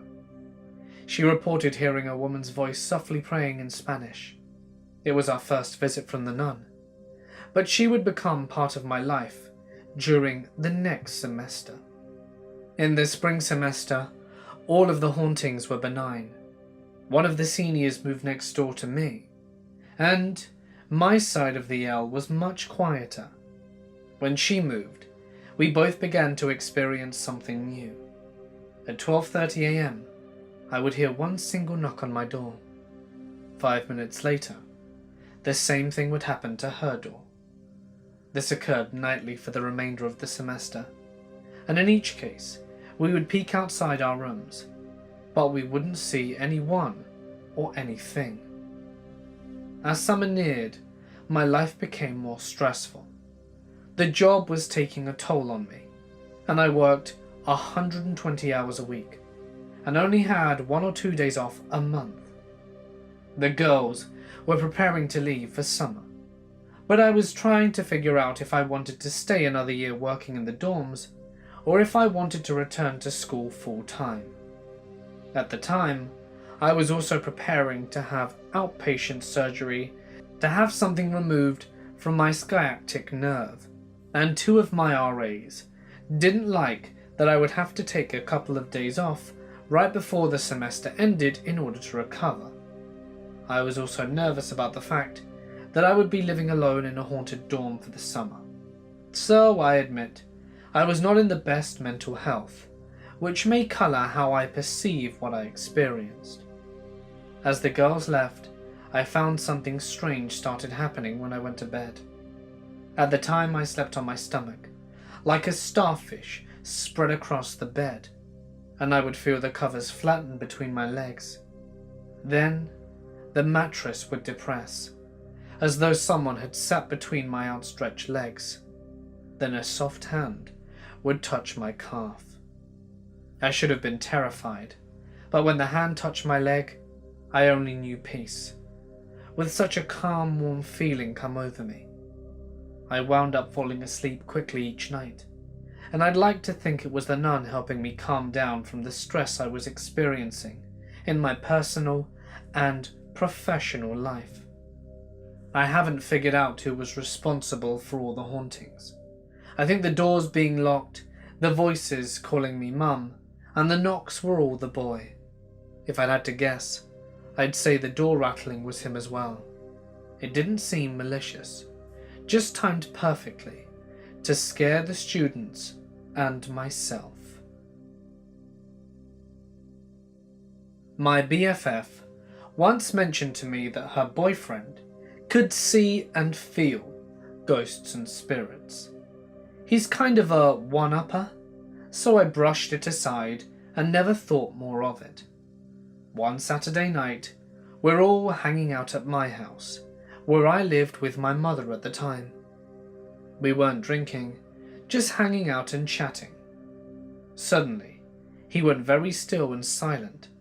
My BFF asked him what was wrong, and he said he felt a presence in the house, and it was very strong, and told us to keep chatting, like we were, and he was going to feel for it. My BFF and I returned to our gossiping. A while later, he speaks and mentions the spirit is in the kitchen, and it appears to be male. At least, it does to him. He says it didn't feel like other spirits though, more like a good presence / guardian angel type. I still don't really believe him, so I start asking questions. He says the entity is definitely related to my family, and that he is young.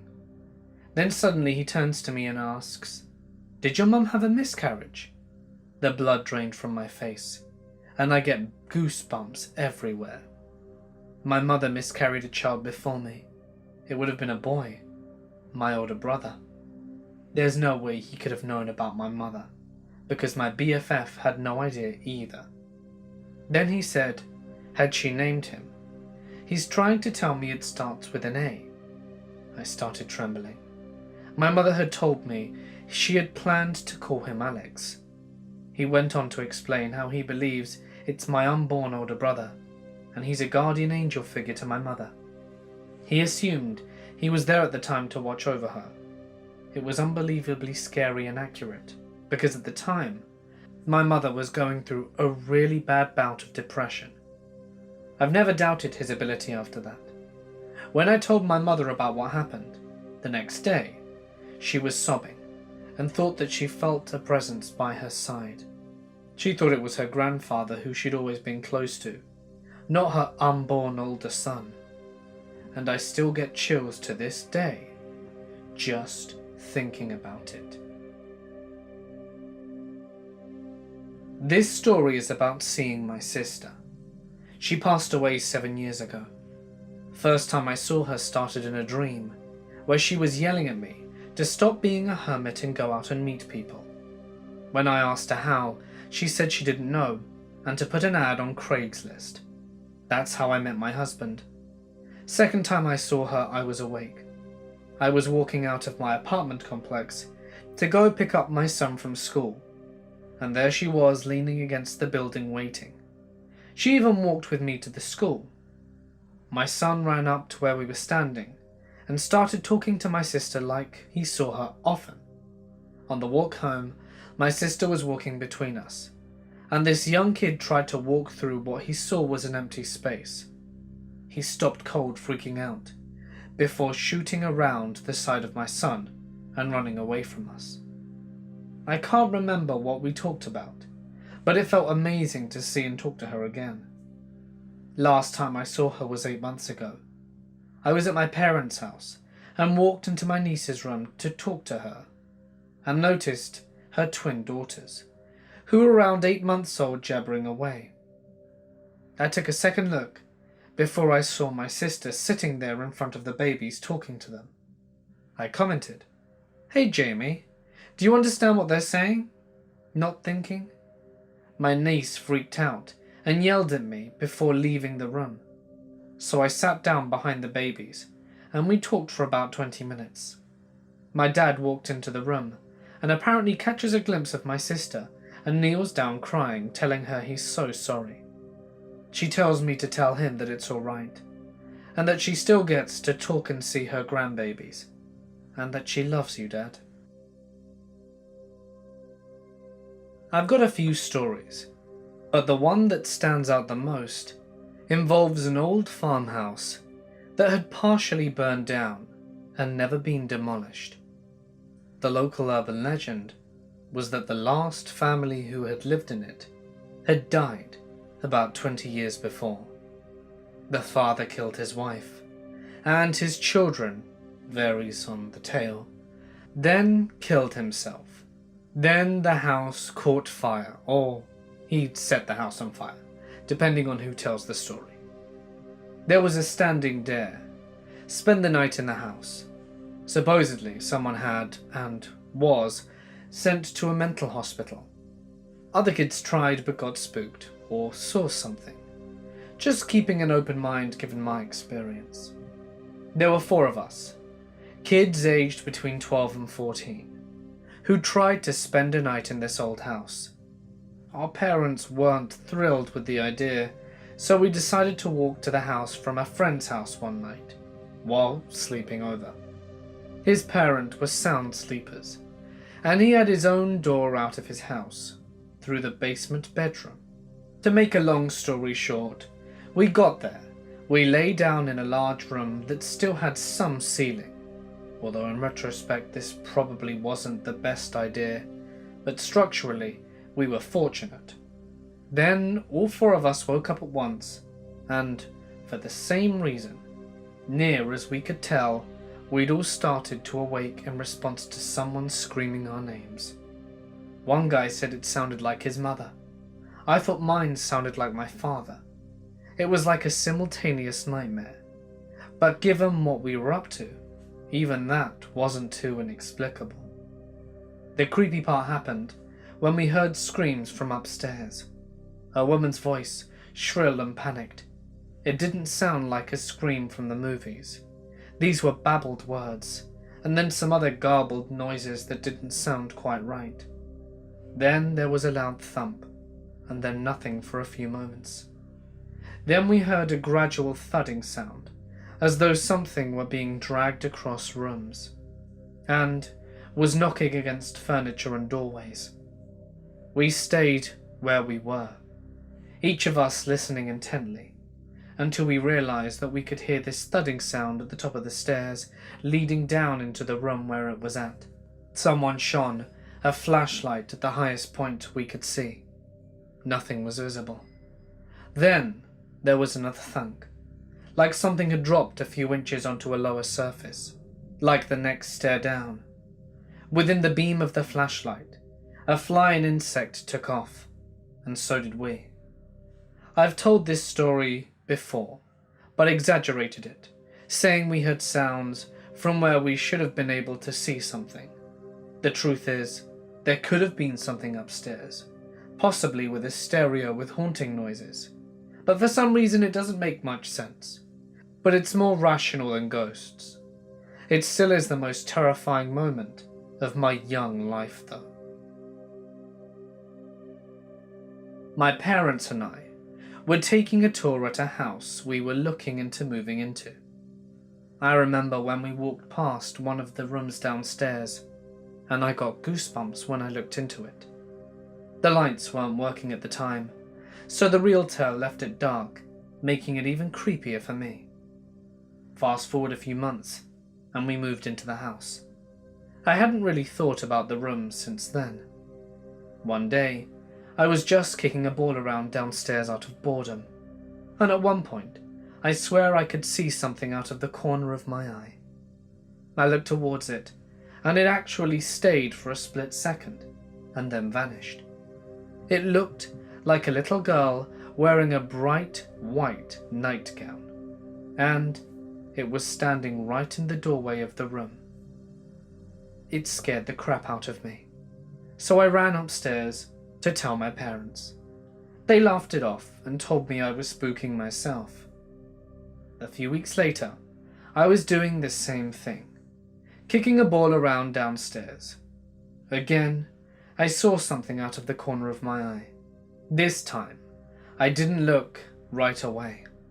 I made an attempt to kind of glance at it, and making out just from my peripheral view. It was a tall, dark figure this time. Then I decided to look again, and it stayed for a split second and vanished. It was definitely tall, dark, and male, standing in the doorway of the room, and it was pointing inside of said room. Needless to say, I stopped kicking that ball around downstairs.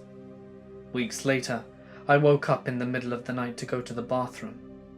When I came back, I tried to go to sleep, and heard knocking on the wall. My room shared a wall with the spooky room, and it would knock a few times. Then I heard what sounded like a baby crying in that room.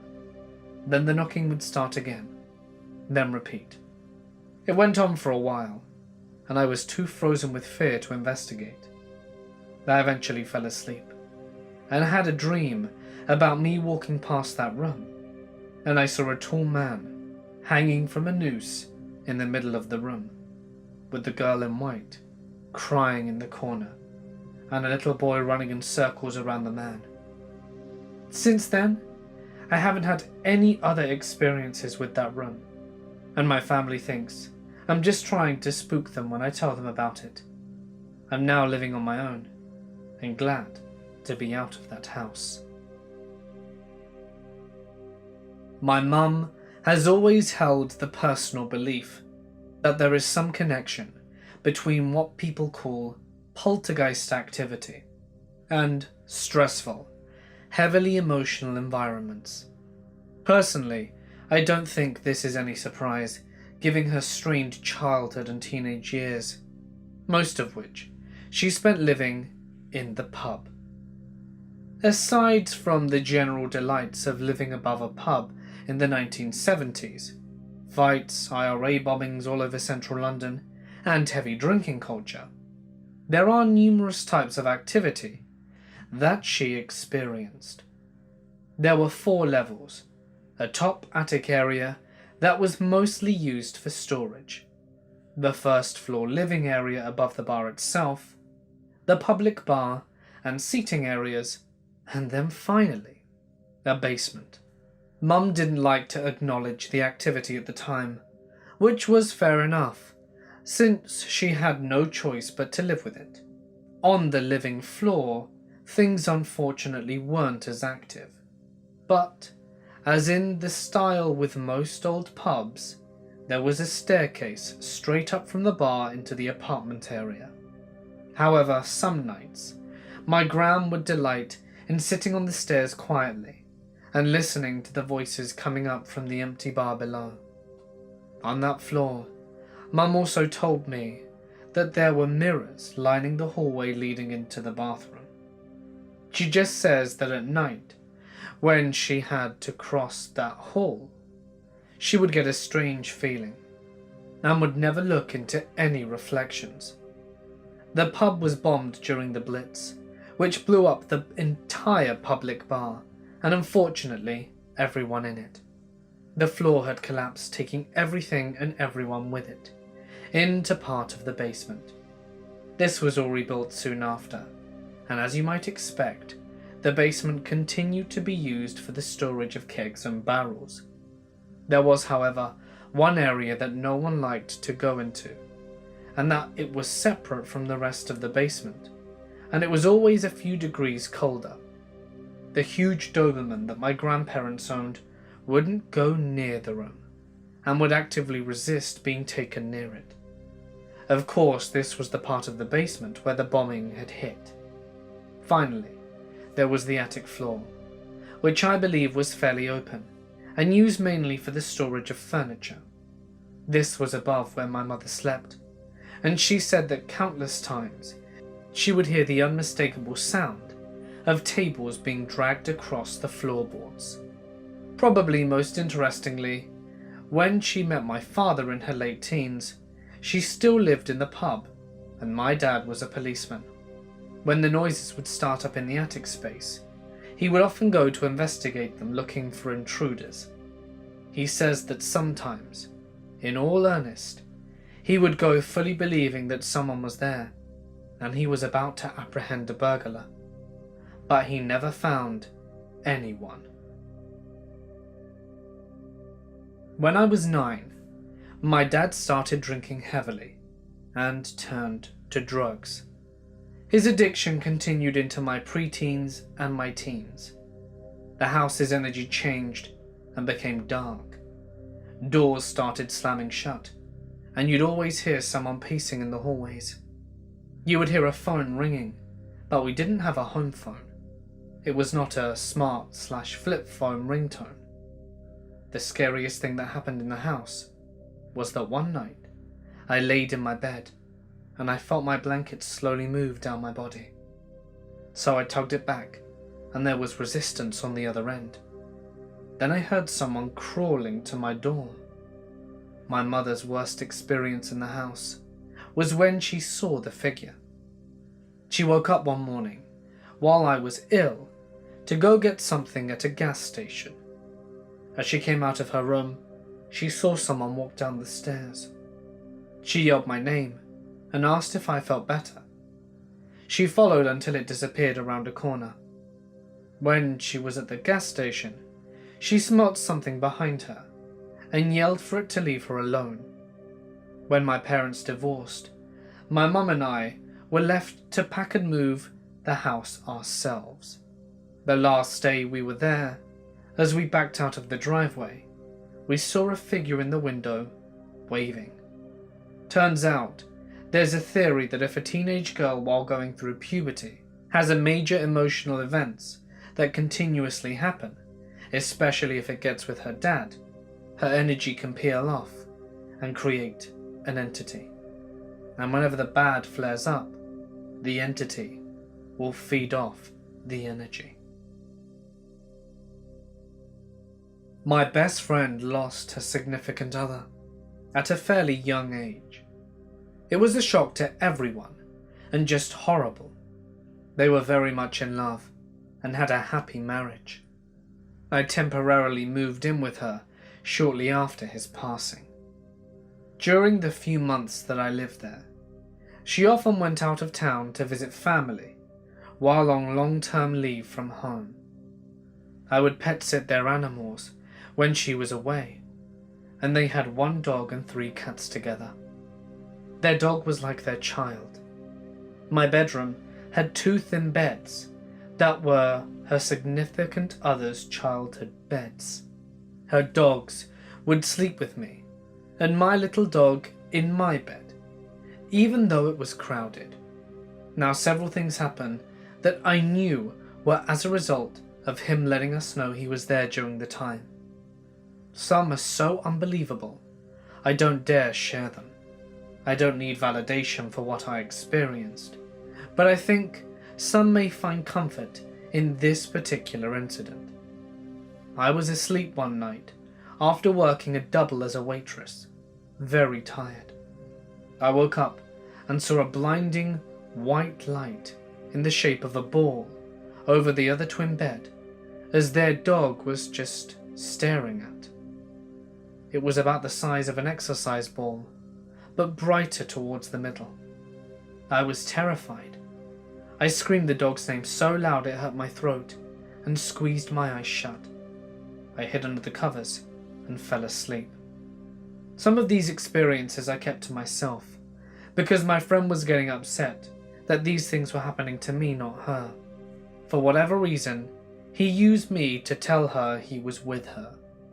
She's since met someone else and gotten engaged. I've never felt anything again once I moved out of the house.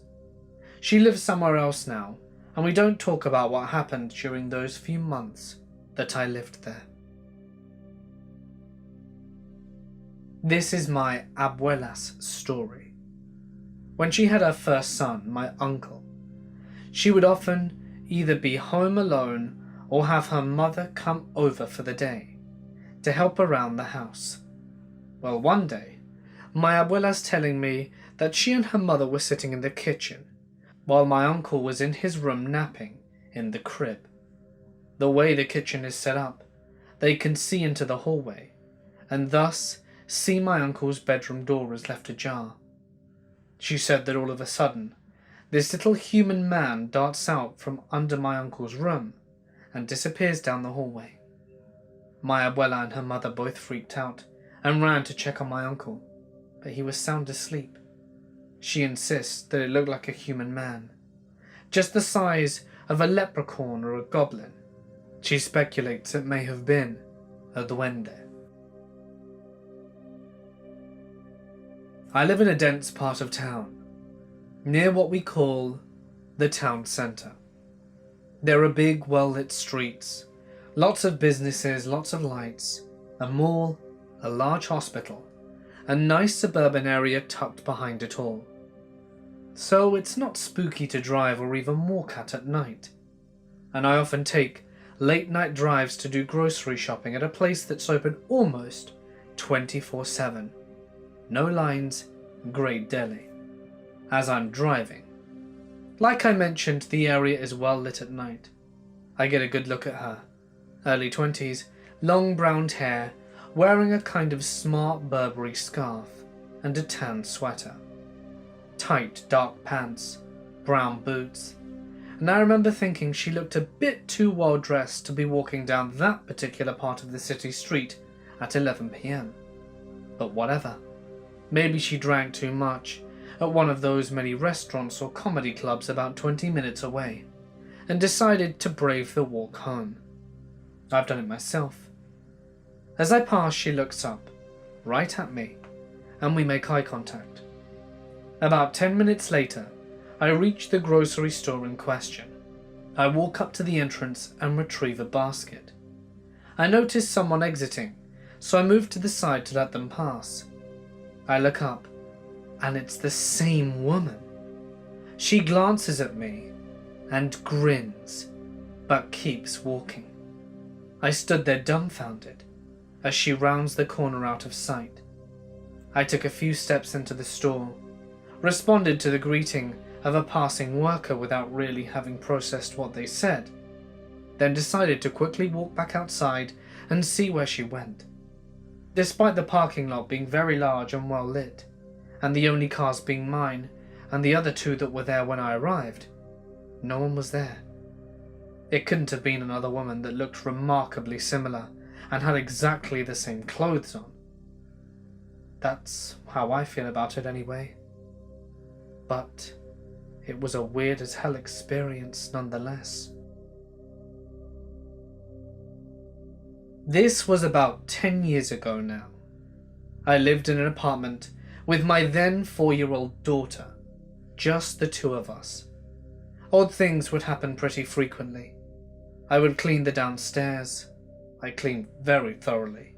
Go upstairs and come back down, and things like boxes of wine markers were on the counter. Light switches in my room would turn on and off. So much, in fact, I changed to a fluorescent tube light into a plug. Picture a shop light with a chain pull that started doing the same thing. Not the light flickering, the chain would be pulled. And in the winter, when the windows were all plastic sealed, my door would slowly open all the way as I watched. We had baseboard heat, and once I came downstairs after preheating the oven to the oven door being wide open. This was spring-loaded, and it wouldn't have just fallen open, nor did I open it. Not all that into hauntings prior to this, but I just chalked it up to a non-threatening entity, because not too much happened I couldn't explain. This stuff would happen when it was just me in the house without the kiddo, sober as a jaybird. One day, I tried to take pictures with a digital camera to see if I could capture anything. I take a few pics, nothing off. Then as I turn towards the bathroom, half of the picture is jet black. Third, I face towards my bathroom fully, and the camera dies. Fully charged, and it takes a few elsewhere and it's working fine. Then I point it towards the toilet again, camera dies. While we're there, my daughter had pretty frequent nightmares, and kind of half woke up from them. She sleeps like a bear, so I didn't really think much of it. The night I took those pictures, she had a really bad one. After about 10 minutes of half sleep, I come to get her, and she said her back hurts where the man scratched it. And she has full-length footed pajamas, which I removed to check, and she's got scratches on several parts of her back, places that would be incredibly difficult to reach, and nothing in her bed. She goes on to tell me that a tall man with hot hands put his hand on her back and told her to look at all the others, which she said there were lots of. We were out of there within a month. I've never felt more terrified and helpless. I was super poor at the time, but we spent a few weeks at my brother's until I found something else. To this day, when I bought my house, it was only out of sheer embarrassment I didn't have a medium check the place first. We'd never had anything like that happen afterwards, but I swear up and down that it was more than just a contrived coincidence. I worked at the Cliff Hotel in Colorado as a housekeeper, and it was very haunted. Guests would complain about tapping sounds and feeling like they were being watched, and had to move rooms every once in a while. The hotel was actually the second hotel built there. The first one burnt down in the 80s. The hotel was built on the base of Spike's Peak, and a lot of very famous prominent people stayed there in the 1800s. At the time, the area was a very busy hub. There was a lot of paranormal stuff that happened to me directly, and also other staff as well. The first day I started, my boss Rosa told me that the last 2 housekeepers that worked the 6th floor had quit, and one right before me said she was pushed to the ground by a ghost and quit on the spot. Rosa also told me that I had to be strong with the ghosts, and I was working on the 6th floor, and that there was 1 housekeeper per floor, and 6 floors. The 6th floor were all suites, and they were all really cool and luxurious. I loved being in the rooms, and always felt different spirits, and they didn't scare or upset me. The one time I was freaked out, I felt a spirit was mad at me when I had the TV on, as I always listened to the radio or CDs guests would leave, and when I turned the TV off, it subsided. Another room always had the radio on when you entered. We would sweep the rooms at least twice to get any tips or gifts the valet would try to sneak in and steal our tips the second sweep to just clean the room. The radio was on several times in the morning, and I would shut it off after I cleaned the room, and then it would be on again. This was the only room on my floor that would constantly be trashed by people. They'd smoke in there and leave messages not like in any other rooms. This story happened when I was working there for a few months. I went home and took a nap. Cleaning rooms is exhausting. And after, I slowly opened my eyes. I saw the outline of the bottom half of a person. I slept on a futon mattress, so I was looking pretty close to the floor. I knew it wasn't human right away. You could see the little legs like they were hazy, and it clicked that it was an old man from the hotel. I could see him, but not see him at the same time. I was a little scared, and probably purposefully didn't try to look at the face, but I said very sternly to go home, and he was gone. I've seen ghosts a couple of times, and it's usually on the edge of waking and sleeping.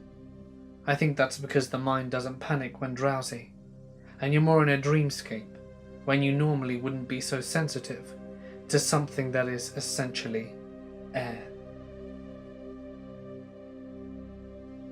I work at a nursing home. We would hear door slams in the back hallway.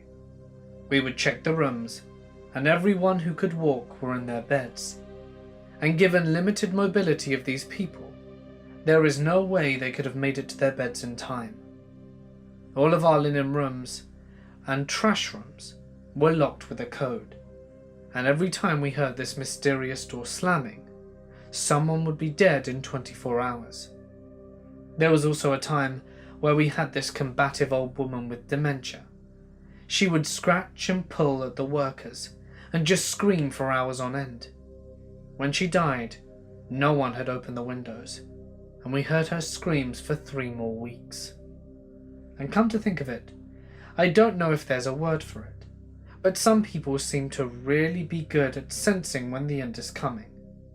We had this one aide that looked at one of the patients. Vitals were fine, she was eating and everything looked okay. She wasn't even that old, maybe in the early 70s. And the aide comes and says, "You might want to come and see her before you leave. I don't think she'll be here tomorrow." I saw her and she looked fine. She was found dead at 8 AM, an hour after we left. The aide later told me that sometimes she feels a strong urge to go into someone's room when she normally wouldn't, and that's when she finds them dead. One time when I was a kid, I was sleeping in my bed, but my dog Coda wanted out really bad. So I opened the door and left it cracked for when he wanted to come back in. I was laying there trying to fall back asleep, but I noticed the door had opened all the way now, because the hall light was on, and it was distracting. I assumed it was my dog coming back in, so I didn't think anything of it. But he was a big dog, so you can imagine that when a big dog jumps on a bed, it's pretty noticeable. But whatever got on my bed was super quiet and light, and I suddenly felt a cold chill. I was facing the wall, and starting with a blank expression, because I had no idea what was going on. I knew my dog wasn't in the room, because I just knew. I always had my dog sleep with me. After I heard some quiet breathing, I decided to get up and leave. I didn't even look back. I just practically ran out of there and to the opposite end of the house, where my mum's room was. I knocked on her door and told her there was something in my room, and she pulled me inside and locked her door, and we proceeded to fall asleep about 30 minutes later. Later that day after I woke up, I felt chills as I walked back down towards my bedroom. I was afraid that whatever it was still there. As I walked back to my room, I passed the living room and noticed that the front door was cracked open. That freaked me out even more. Whatever it was, it never happened again in that house. But I still think about that night, and I try to understand what exactly happened and what it could have been. My parents' place is big, old and haunted. Probably an overly dramatic start, but it is what it is. The sort of thing which have been reported there involve my brother seeing our deceased grandfather sitting on his grandfather's chair, my father having the blankets on his bed grabbed and vigorously shaken, my mother hearing what sounded like someone walking up and down the front porch, and then going out, then snapping some pics. Having some come out, a fogged up pillar shape. It could even be humanoid, but I'm not really sure. And I saw a figure one time, and what I thought was another dog, and felt the presence of others on a few other occasions. The story whereby I saw someone is that I was 10 and playing on the lawn with our new puppy, when I look up to the back porch and saw a dude in a very nice tan/yellow suit standing in the front of what would have been a doorway back when the building served as a hotel, just standing there casually watching. I didn't recognize him. Looked down to our puppy, looked up again, and he wasn't there. Another time, about a decade later, I was just chilling in the lounge watching TV, when I felt like my father had walked up and stopped to see what was going on. It was a large, open-plan room, so it wasn't uncommon for him to stop in the area just behind the seating, which is where we used to divide the area. I was just like, yeah, not much on, as I flicked through the channels for him, and after a moment there was no response. I looked around and was genuinely surprised to be alone in the room. I'm with one of my mates and two girls at the local wear one night in an outback town in Australia. I'm in the driver's seat, my mate is in the passenger seat, and the two girls are in the back. All the passengers are drinking, not me, and talking bullshit and about everything and nothing. I'm telling a story to my mate in the front seat about a past event, and the two girls in the back are talking louder and louder. So I'm talking louder in order for my mate to hear. I turn and look at him as he's talking, because it seems like he's not paying attention, and he's looking at me strangely. I ask him what's wrong. He looks at me and asks, "Why are you shouting?" I tell him the girls are speaking really loudly. He says, "They aren't talking. Can you really hear that too?" I say, "Hear what?" and look back into the back seat. I still hear the distinct sound of women chatting and laughing, but I can see the two girls in the back weren't moving their mouths. Their eyes were looking at me in the same strange way as my mate. I can only describe the look as a mixture of fear and wonder. I then realize I can't understand what the women are talking about. They're speaking a different language I don't understand. I look back to my mate with a look of terror and say, "Yeah, I can hear women talking. Do you?" He goes, "Holy shit, you hear that too?" "Yep." "Drive. Just drive," he said. I start the car and drive. The road is just a two-tire track with branches off to multiple tracks, and my mate is directing me where to go. I'm doing 60 through the scrubs, breaking off small branches and darting down tracks at the last second, trusting in only the directions I was given. The voices fade as we reach the main road. We put our seatbelts on and I ask, "What the hell was that?" My mate tells me that it was a sacred site where the women of local Aboriginal tribes would gather while the men did their secret men business on the other side of the river. We were always told there were spirits there, but I always thought it was bullshit until tonight. I didn't mention this before, but I was the only white guy in the car. The others were Aboriginals. My mate went on to apologize and tells me that he should not have taken me there. The voices were telling him to get out of there before something bad happened. My family has a very old cottage in the mountains where I like to spend time every summer. Last summer, something really scary happened. Evening, fast midnight. I'm downstairs in my room and I'm reading a book. My grandparents are upstairs. They are probably sleeping. Like I said, this cottage is very old, and has thin walls, so sometimes you can hear what you really don't want to hear. For example, my grandparents wake up often through the night because they need to pee, but when they go to the bathroom, the whole cottage shakes, especially when they're on the stairs. Everyone else hears their steps.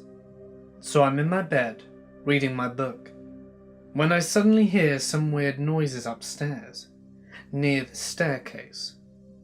First one short shaking, and then steps. But which steps? It sounds like kid steps without shoes. And what is the most scary? They stop in the middle of the staircase, then nothing. I'm so scared at the moment that I hide under the blanket and try and fall asleep, because I'm downstairs and alone. But next morning, my grandparents asked me what I was doing at midnight on the stairs. They both woke up, because they heard the same thing, but saw no one. Well, it's not the first weird thing I've witnessed, so I'm starting to believe that we have a very scary cottage. I personally do not believe in the paranormal, but some of the experiences I've had at my dad's house as a teenager sometimes make me think otherwise. My whole family experienced plenty of strange happenings at this place, but the most jarring occurred when I was 17 years old. I rarely visited my dad's, but whenever I did make that hour-long trip into the nothingness of Wisconsin, I was always uneasy of what I might see or hear at night. The house had some very unique features that always struck me as strange, the most notable being a crawl space in my bedroom that connected to my sister's bedroom adjacent to mine. Both sides of this crawl space were fitted with a small door. We never really knew what the purpose of the tunnel was, as it was far too small to use for storage, and even too cramped for a grown adult to comfortably navigate. Anyway, this particular night when I went to bed, I heard some very strange noises, almost like a faint whisper or crying. I didn't think much of this, because it wasn't uncommon for coyotes to come by the house at night, looking to prey on our poor barn cats. The night went on, and the noises came and went. Struggling to sleep, I went downstairs to grab a glass of water from the kitchen. When I came back up into my room, I noticed that the door to the crawl space was now ajar, and the whimpering had stopped. More than a little startled at this point, I quickly got back into bed and tried my best to fall asleep. Eventually I was able to fall back asleep, but was later awakened when I felt a sinking feeling at the foot of my bed. I assumed I must have left my bedroom door cracked and one of the house cats had climbed on. I closed my eyes and tried to fall back asleep, and was forced awake by the sound of a slamming door. I opened my eyes and noticed that the door to the crawl space had been slammed shut. Then I quickly glanced at the foot of my bed and saw the outline of a large figure staring at me. The figure was all black, with bright white eyes. I got out of bed as fast as I could and ran downstairs, and spent the rest of the night awake on the couch. I still don't know what I saw, or if it was even real.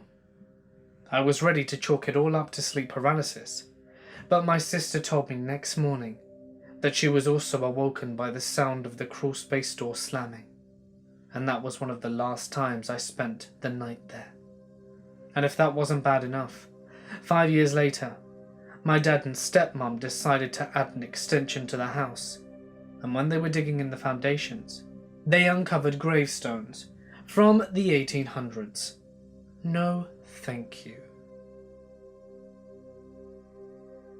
When I was 16, I woke up on a Wednesday night at around 2 a.m, and there was a ghostly figure walking up the middle of my bedroom floor.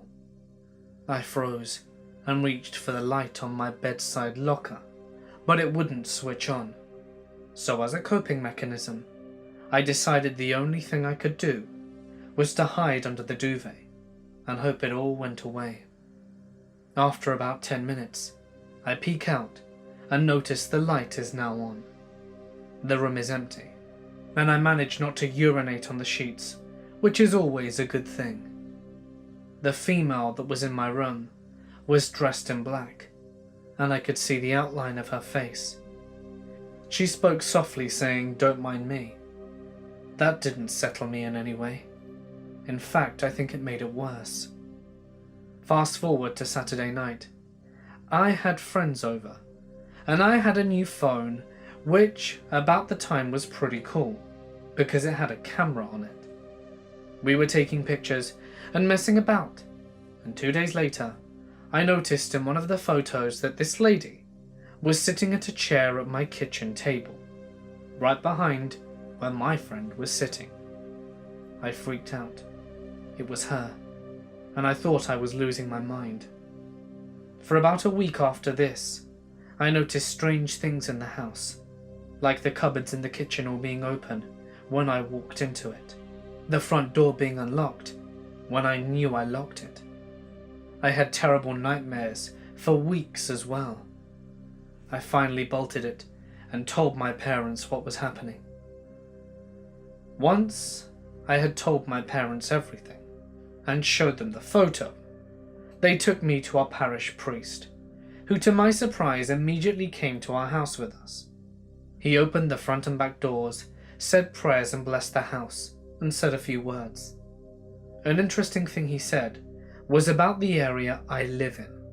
He said he'd seen so many strange and frightening things on the hill, which he can't speak about, but claimed what happened to me to be minor compared to other things he had endured. I asked more questions, until he finally told me what had been happening and why. We live on a mountainside above a small town, which has become very built up with houses and activity. About 3 miles from this group of houses, there is a castle about 3,000 years old, which is notorious for hauntings and cruel history. I was informed that anyone killed in the castle would have been buried over the land where my house is, and that a lot of activity and lost souls are in the area. The hill I live on is called the Bridal Lonan, which is based in Warrenpoint County, down in Northern Ireland. The castle is called Narrow Water Castle. Feel free to look into the history, and as to why the hill has its name. For the stories, I have heard the hill is called Bridal Lonan, because while trying to get away on horseback from the castle with his new bride, a knight had his head severed off, and the bride was able to still guide the horse along the hill, hence the Bridal Lonan. Hope you enjoyed this. I've had plenty of other creepy encounters as well. This happened when I was about 6. I lived in this isolated house, so there was pretty much no one else around for miles. We had a car garage, and me, my sister and cousin were playing at night at around 10. At one point, me and my sister were trying to hop on my cousin's back, since he was the tallest, and we all ended up facing the garage wall. At this point, I felt like someone was watching me, so I turned, and I kid you not, there was a transparent-looking man standing in front of our house just staring at me. I froze and stared back, to make sure what I was seeing was real. We eye-locked for at least 4 seconds, which felt like an eternity. My plan was to keep an eye on him, until the others also turned to confirm what I was looking at. But at this point, I couldn't hear my sister laughing or my cousin. It was so quiet. I kept calling my cousin's name but didn't hear any reply. I thought they were dead. I freaked out, lost my eye contact with the ghost, screamed my cousin's name again, and all of a sudden I could hear them laughing. I turned back. He was gone. I cried, telling my cousin to go back to the house and that it wasn't safe. All he did was giggle. I told my mum about it this year, and she said we had 2 different maids that lived in the guest house who started screaming in the middle of the night because they saw this ghost-looking man. I don't know what to say. I'm afraid of ghosts, and thank God I left that house. I've had so many strange experiences with that place. My cousins and I were playing in my grandmother's yard one summer. She had stopped using her front door years before. The screen door was permanently sealed, and a large cabinet blocked the door from the inside. We saw a guy in full suit with a briefcase walking to the front door, and we all called to him to come to the side door. He ignores us, pushes the broken doorbell and stands there. One of my cousins runs in through the side door and tells my grandmother she has a guest. Meanwhile, we're all watching Suit Guy respond as though talking to someone inside, then smiled, opened the screen door, and walked in. Now we've never ever seen that door used, but we rush up onto the porch and look in through the door. It's still sealed, cabinet in place. Beyond, we see my cousin talking to my grandmother and yelling, asking where the man was. They say no one came in. My uncle later told us there was a guy posing as a door-to-door salesman who assaulted women in that area in the early 50s. When I was about 3 or 4, a friend of the family brought his daughter over to play with me. We were playing with some pipes that were leaning against a shed, and these heavy metal pipes fell on her, and she died right then and there. This part I remember clearly, and it still messed me up to this day, as I felt a tremendous guilt, since I was the one suggesting to play where we did. But I didn't understand that she had died, and I asked her to play some more. I don't remember the following, but apparently I was playing outside months after the incident, and I came back into the house, ran into my room and told my mum, "Kyla needs help. Her chest hurts. She can't breathe." My mum was stunned. Apparently she asked me what I meant, and I said I was playing with her and she told me her head hurts. To this day, my mum was convinced I had been playing with a ghost. 5 years ago, my mother's gay best friend, basically her brother and my uncle, died from a drug overdose. At the time, him and my mum weren't on good terms, and they lived about an hour away from each other. He was always telling my mum if he died he was going to come back and haunt her, jokingly of course. Well, after he died and was cremated, weird stuff started happening all the time. Every time something would happen, we would just say, "Go home, Uncle David, you're drunk," and then it would stop. One night, before we moved, a really weird incident took place. I remember waking up to the sound of something falling and the smoke alarm going off. Me and my stepdad had both rushed into the kitchen at the same time. There was no smoke. The pineapple that was on the top of the fridge was down on the floor, and the stove burner was on. The fridge door was swinging open, and all the cabinets were open.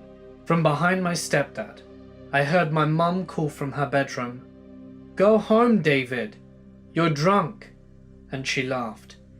Almost immediately after she'd said that, the smoke alarm switched off, the fridge door stopped swinging, and me and my stepdad just looked at each other and started closing everything.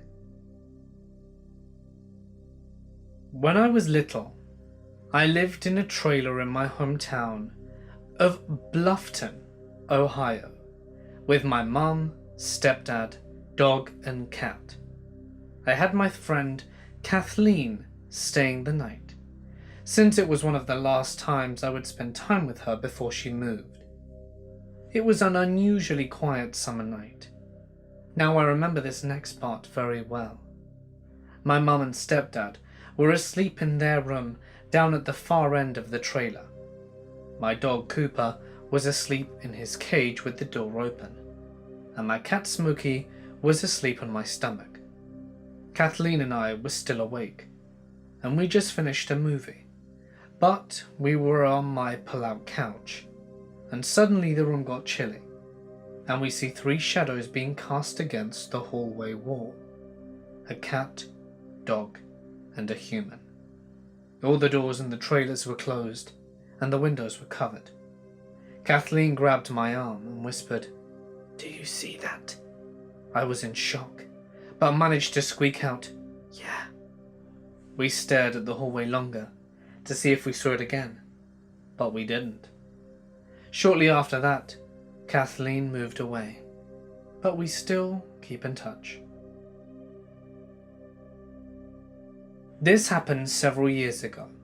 I've always liked the paranormal, shows, movies, books, and the like. Anyway, I think I may have been watching those shows before, and I had a sleep paralysis dream. It actually scared me, and I've had multiple ghosts and unexplainable things occur.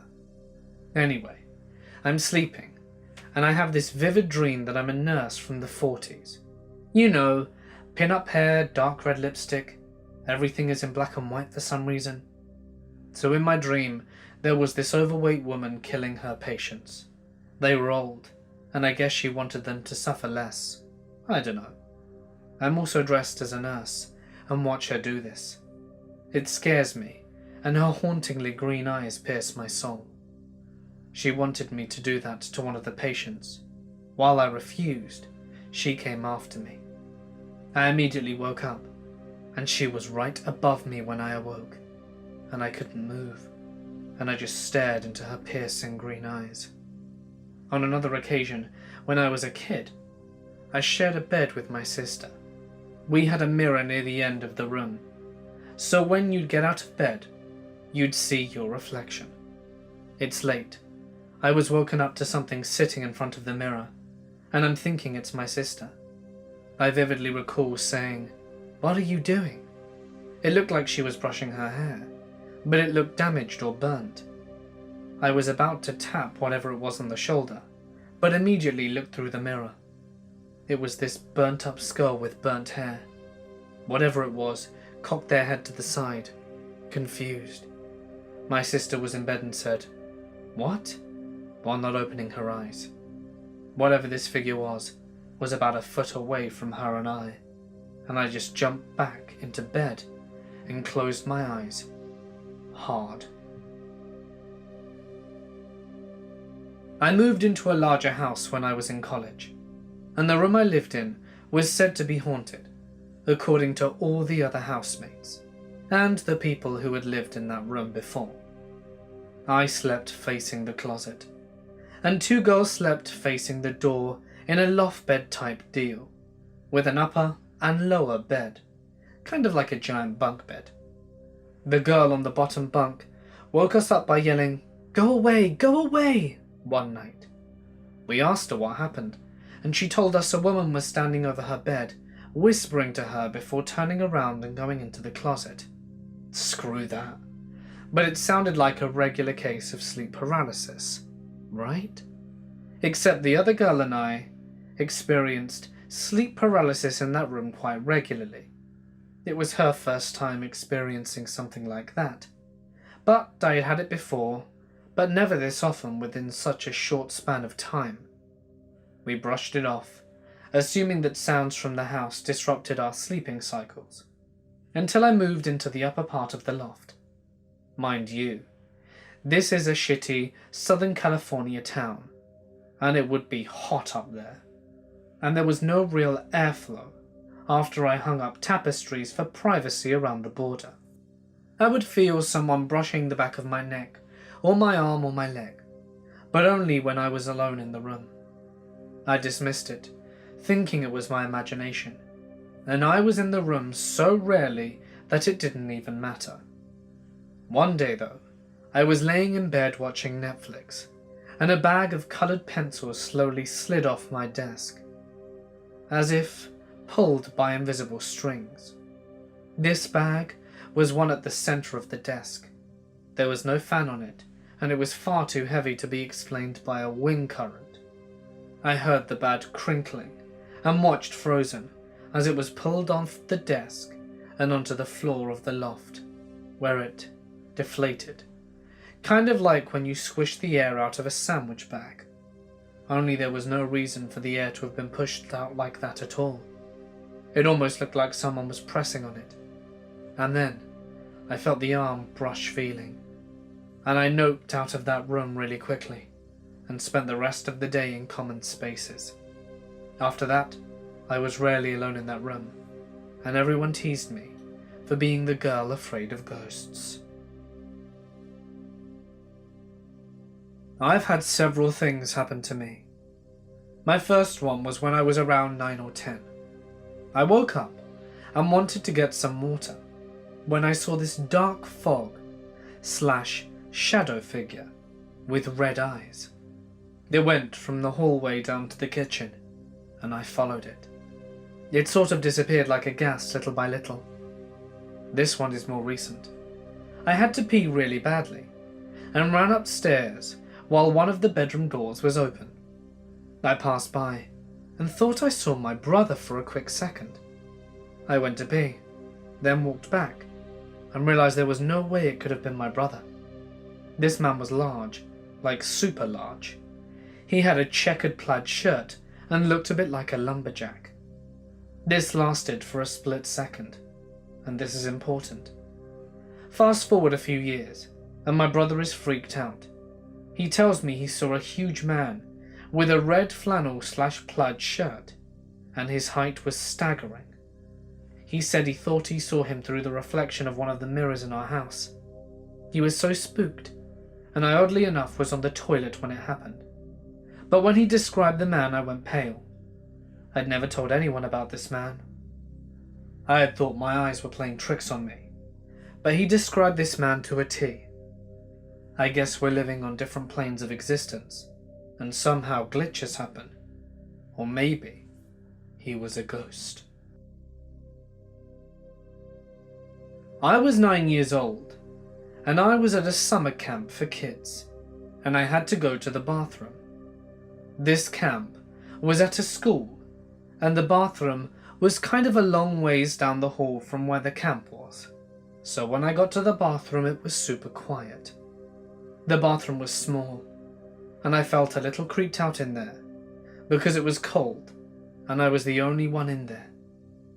I started thinking about ghosts, and had a strange feeling that there could be someone watching me. Sure enough, right before I went into the stall, one of the other stall doors opened all by itself. There was nobody else in the bathroom, and I freaked the hell out, quickly did my business, and ran back to where my friends were, and I could still feel a cold presence by me. It was summer, and the air conditioners weren't working right, so it obviously wasn't that. I never really believed in ghosts that much, until that day.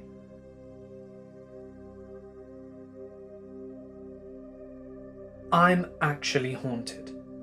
My family will attest to this, so I have quite a few stories. The favourite one I ended up telling is when I lived in Los Angeles. We lived in what I like to call a half house. The address was 11800 half, and it was just basically a shack remodeled to be a house. I'll have to explain the layout, otherwise you just won't understand. The front door led to the small kitchen, with a window that faced the driveway, and opposite the window was a half wall to separate the living room. We used this as a bedroom, because the actual bedroom was always freezing cold and super tiny. It was just off the living room and the bathroom. The bedroom was connected to what everyone called the garage. It only had 2 access points, one from the bedroom and one from the outside by the driveway, just a few feet away from the kitchen window. Well, I am a crazy insomniac, always have been, so there I was laying in bed, staring at my ceiling, while the boyfriend was passed out drunk to my left, and our kiddo was opposite him. Well, one night, I started hearing footsteps on the roof, loud footsteps, but despite the flimsy material, it never shook our house. The house was long, not big, just long, but whoever this was, managed to run across my entire roof down the long way, in just a handful of steps, but always managing to stop right above our heads. I added this to my telling of the creepy crap that happened in the house to my boyfriend's family when we spent time with them in the weekends. My boyfriend always blew me off. No one believed my stories. After months of this, my boyfriend finally got tired of my stories and decided to piece me wrong. I told him he can't get drunk and that I'd wake him up when the stomping started. He agreed to have no drink that night. The stomping started, I woke him up and he heard it.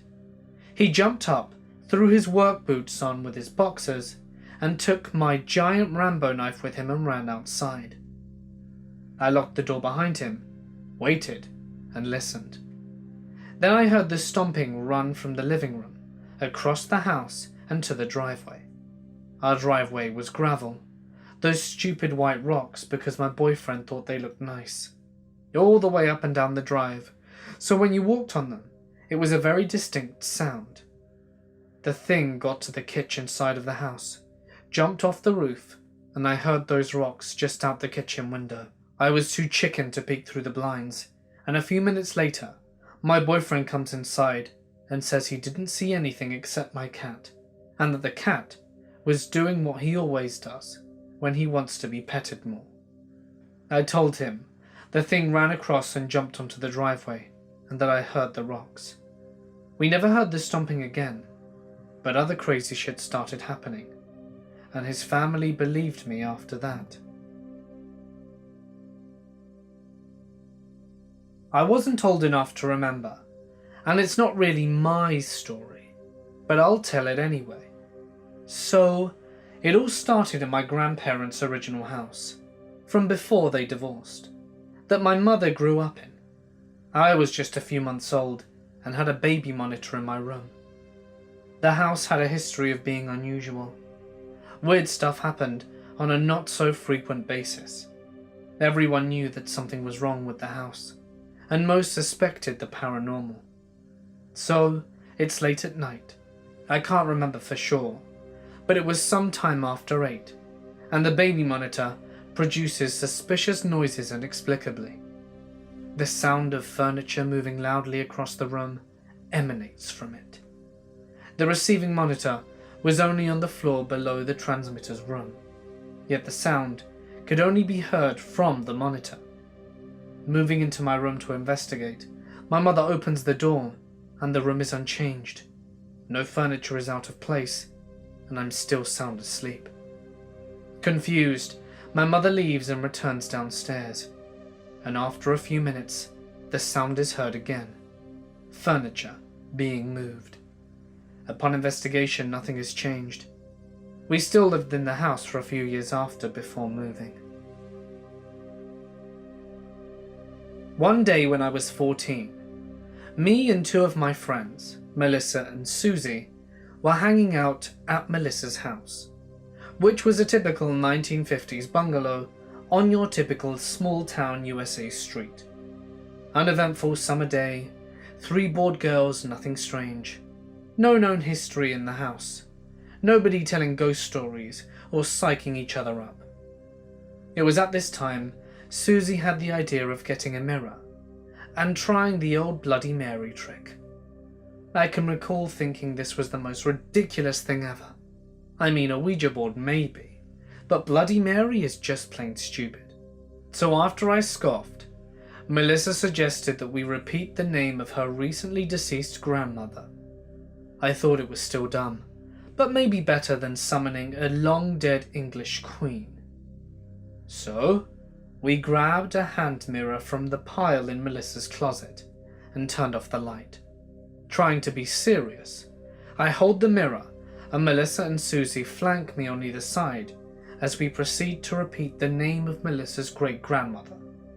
After about 10 or so repeats, I start noticing something like smoke entering the mirror from the lower right corner. I don't say anything, because at first I'm in semi-disbelief. The small ball of smoke then starts to spread like tendril forms, filling the mirror, and seeming to take form.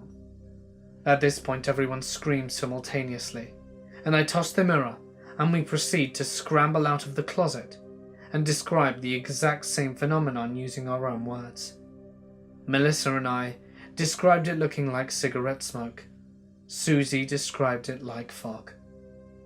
We were in shock, to say the least, because I think we all expected nothing to happen. The rest of the day was spent in semi-silence. I still think it's crazy, and wonder if it is possible that it was some kind of group psychosis or the power of suggestion, or one of us projecting our own imagination into the others. But that is all equally nuts too, especially the group psychosis stuff, because we all saw it at the same time, without suggesting it to the other. I know what I saw, and it was something I don't want to ever see again. When I was 13, my mother's sister and I participated in the AIDS walk in New York. My grandfather, my mother's dad, died of AIDS when my mum was my age. It was a very emotional day for my mum. She was grateful to have my sister and I with her. For a week after that, I felt super paranoid in the apartment. It was so weird, like something was there but we didn't know it was. So I had this feeling for about a week before it happened. I've always randomly woken up in the middle of the night, so when I woke up one night, I didn't think much of it. I look over the door, and there's a figure standing right in front of it.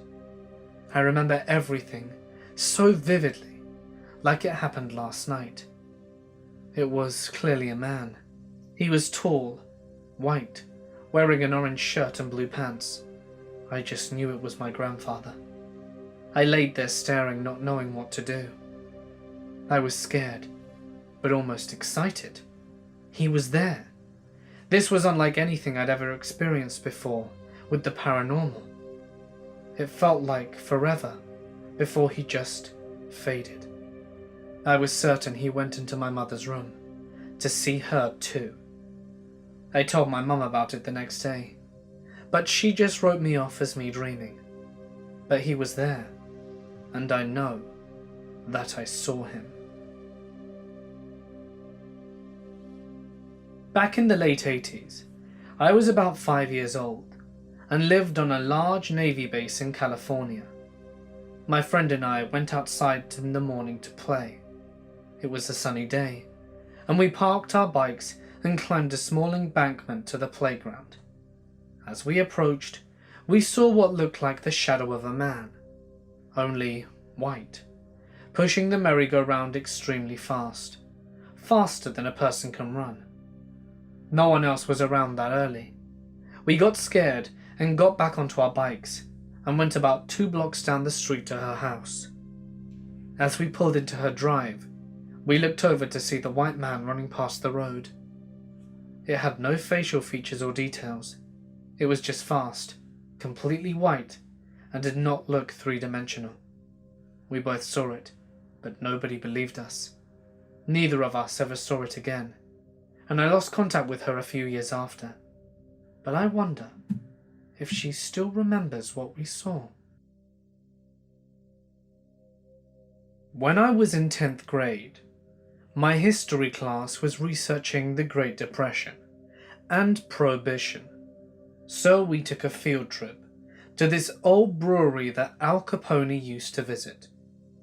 Anyway, me and my buddy Cooper enter an office, small, with a photo of the old owner of the brewery above the fireplace, desk and lamp in the corner, and we walk in and stand behind the desk facing the photo with the lamp behind us. He looks up and says, "Shit, that bastard was ugly. But with the money he was bringing, I'd screw him too." We laugh it off, and we start looking at the desk. I remember the desk looked a lot older than the office.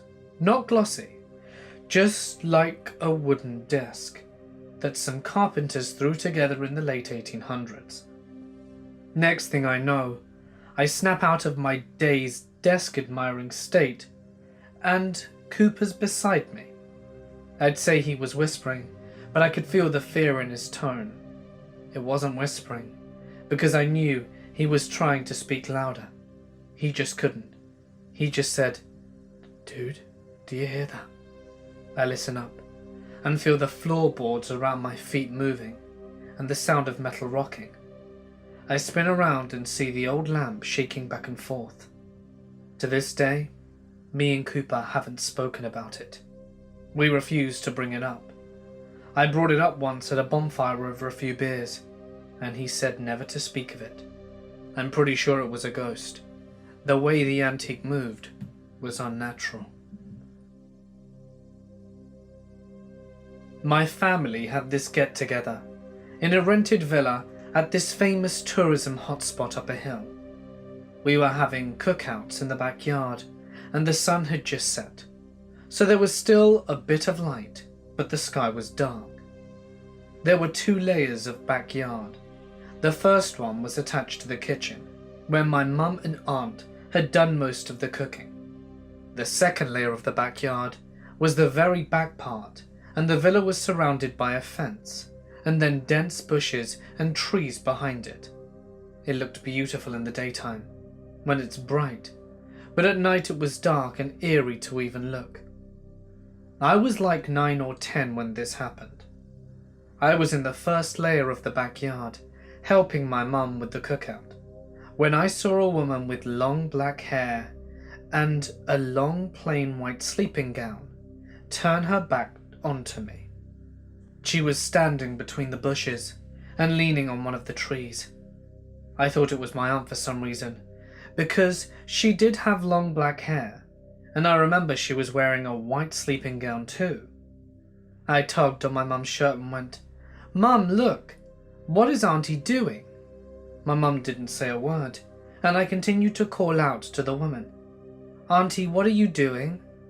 My mum dragged me into the dining room where my aunt was. Her long hair was in a bun, and she was wearing a white floral dress, not a plain one. I was like, "Yep," and my family talked about it for the rest of the night. No one knew who she was. My dad had a sister who died of cancer when he was a teenager. Her name, Betty. My dad was a very private person, who very rarely spoke of his younger life.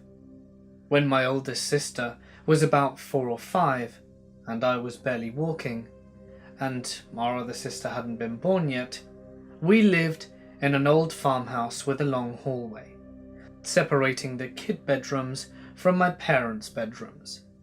My dad heard my sister laughing and talking outside his door late one night. He goes to check on her, to get her back to bed, and to get her to stop giggling, as he has to go and work in the morning. When she saw him, she says, "Daddy, Betty's here to talk to you." But when he looked, there wasn't anyone there. He'd never mentioned Betty before to his toddler, and it's not like he and my mother discussed his dead sister a whole lot, so it was doubtful that she would have heard the name before. Betty came back when my mum was pregnant with my youngest sister.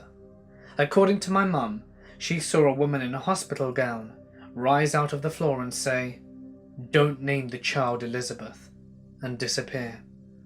My mum did not name the child Elizabeth. Crazy pregnancy dream inspired by the oldest sister sighting almost 10 years prior? Maybe. About 10 years ago, my mum and I went to stay with her cousin in DC. Her cousin was a pastor at a very, very old church in Georgetown that had one of those houses behind the church that the pastor lived in. I was offered one of 2 rooms, the attic or the room on the floor with the rest of the bedrooms. I picked the latter. My mum got the attic. The first night, she said she woke up with incredible pressure on her chest, like someone was pushing down on her chest with all their weight. She got up and went to the bathroom for a glass of water and went back to sleep. How do you get back to sleep after that? Anyway, later she woke up with the undeniable feeling that someone was staring at her. The next day, she tells all of us this over breakfast, and my mum's cousin just goes, "Oh yeah, it's an old house and dozens have died here." Crazy. I slept like shit for the next few nights and woke up wide-eyed at every creak in the house, which happened constantly. I had a strange experience when I was a little kid. I couldn't have been older than 6 or 7. We had a swing in our backyard at the time, well on the other side of the yard. Our yard bordered an old house that had long been abandoned and probably should have been torn down since it was dilapidated and a huge empty field. My friends, all a few years older than me, would tease me that the house was haunted and that a ghost would come out and kill me. I was a gullible little kid, so while I said no way, their teases stuck in my head. What if there is a ghost there? So anyway, I loved this swing, and I was always on it. It was a way for me to play pretend, as I had an overactive imagination, and outside of my few older friends I was pretty lonely, and I'd blabber on about whatever I thought of. This one particular time, it was at night, and we had the back porch light on since it was pitch black. The light didn't really reach the swing, but as long as I could see the light, it was good in my mind. So I was going on about whatever I was doing, and remember saying something like I was talking to a friend my age, and I for some reason said out loud, "Hello," and that's when I heard a loud whisper, "Hi."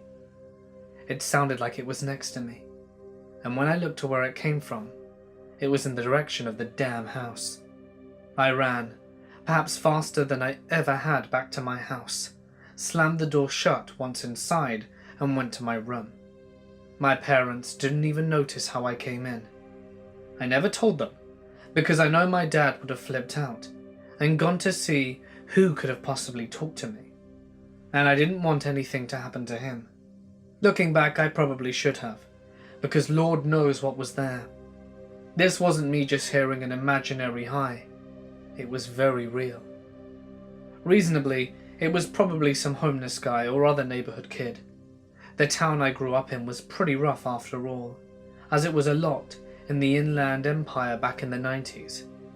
And there was your fair share of drug addicts who'd moved through the area, as well as a lot of young kids you'd hear about being found by the cops hanging out in people's backyards drinking.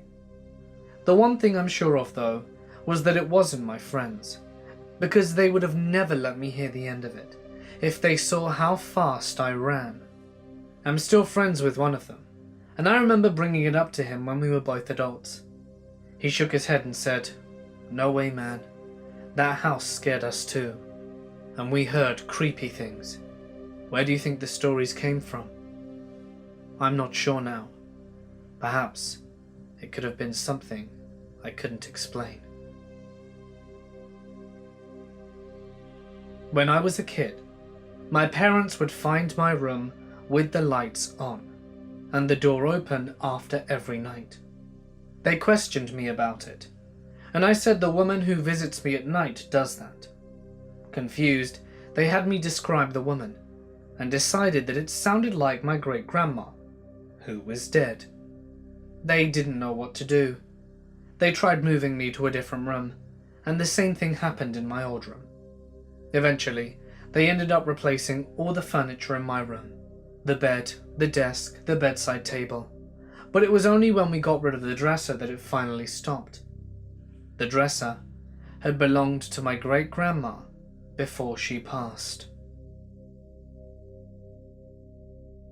At a friend's house, which is older and not well maintained, there was a very large staircase to the basement/rec room that had a curve at the bottom and rickety steps.